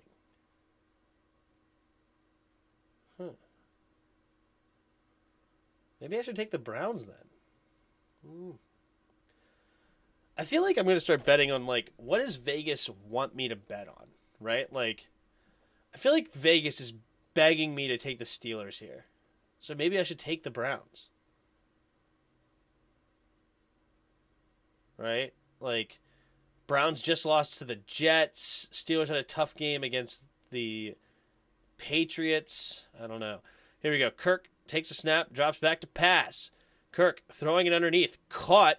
And Madison will get close to the first down, but I don't think he gets there. Minute and a half and counting. 1st and 10. Vikings hurry up to the line. Kirk drops back to pass. Scanning. Throws it over the middle. Wide open is Adam Thielen. 1st down inside the red zone. Go the Vikes.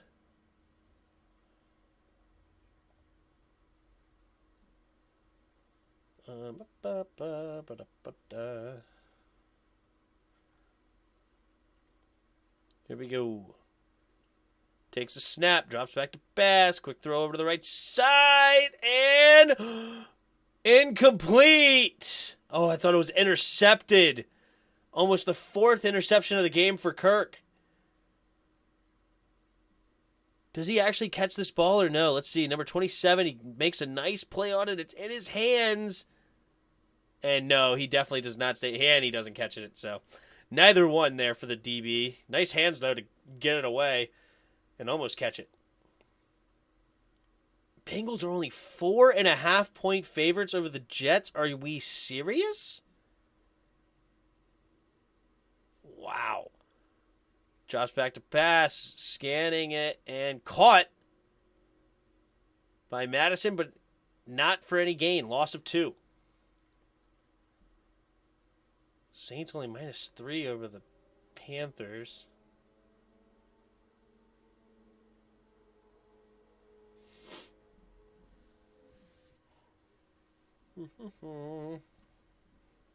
Seahawks favored over the Falcons. That's interesting. Takes a snap, scan the field, and down goes Kirk. And that will be the end.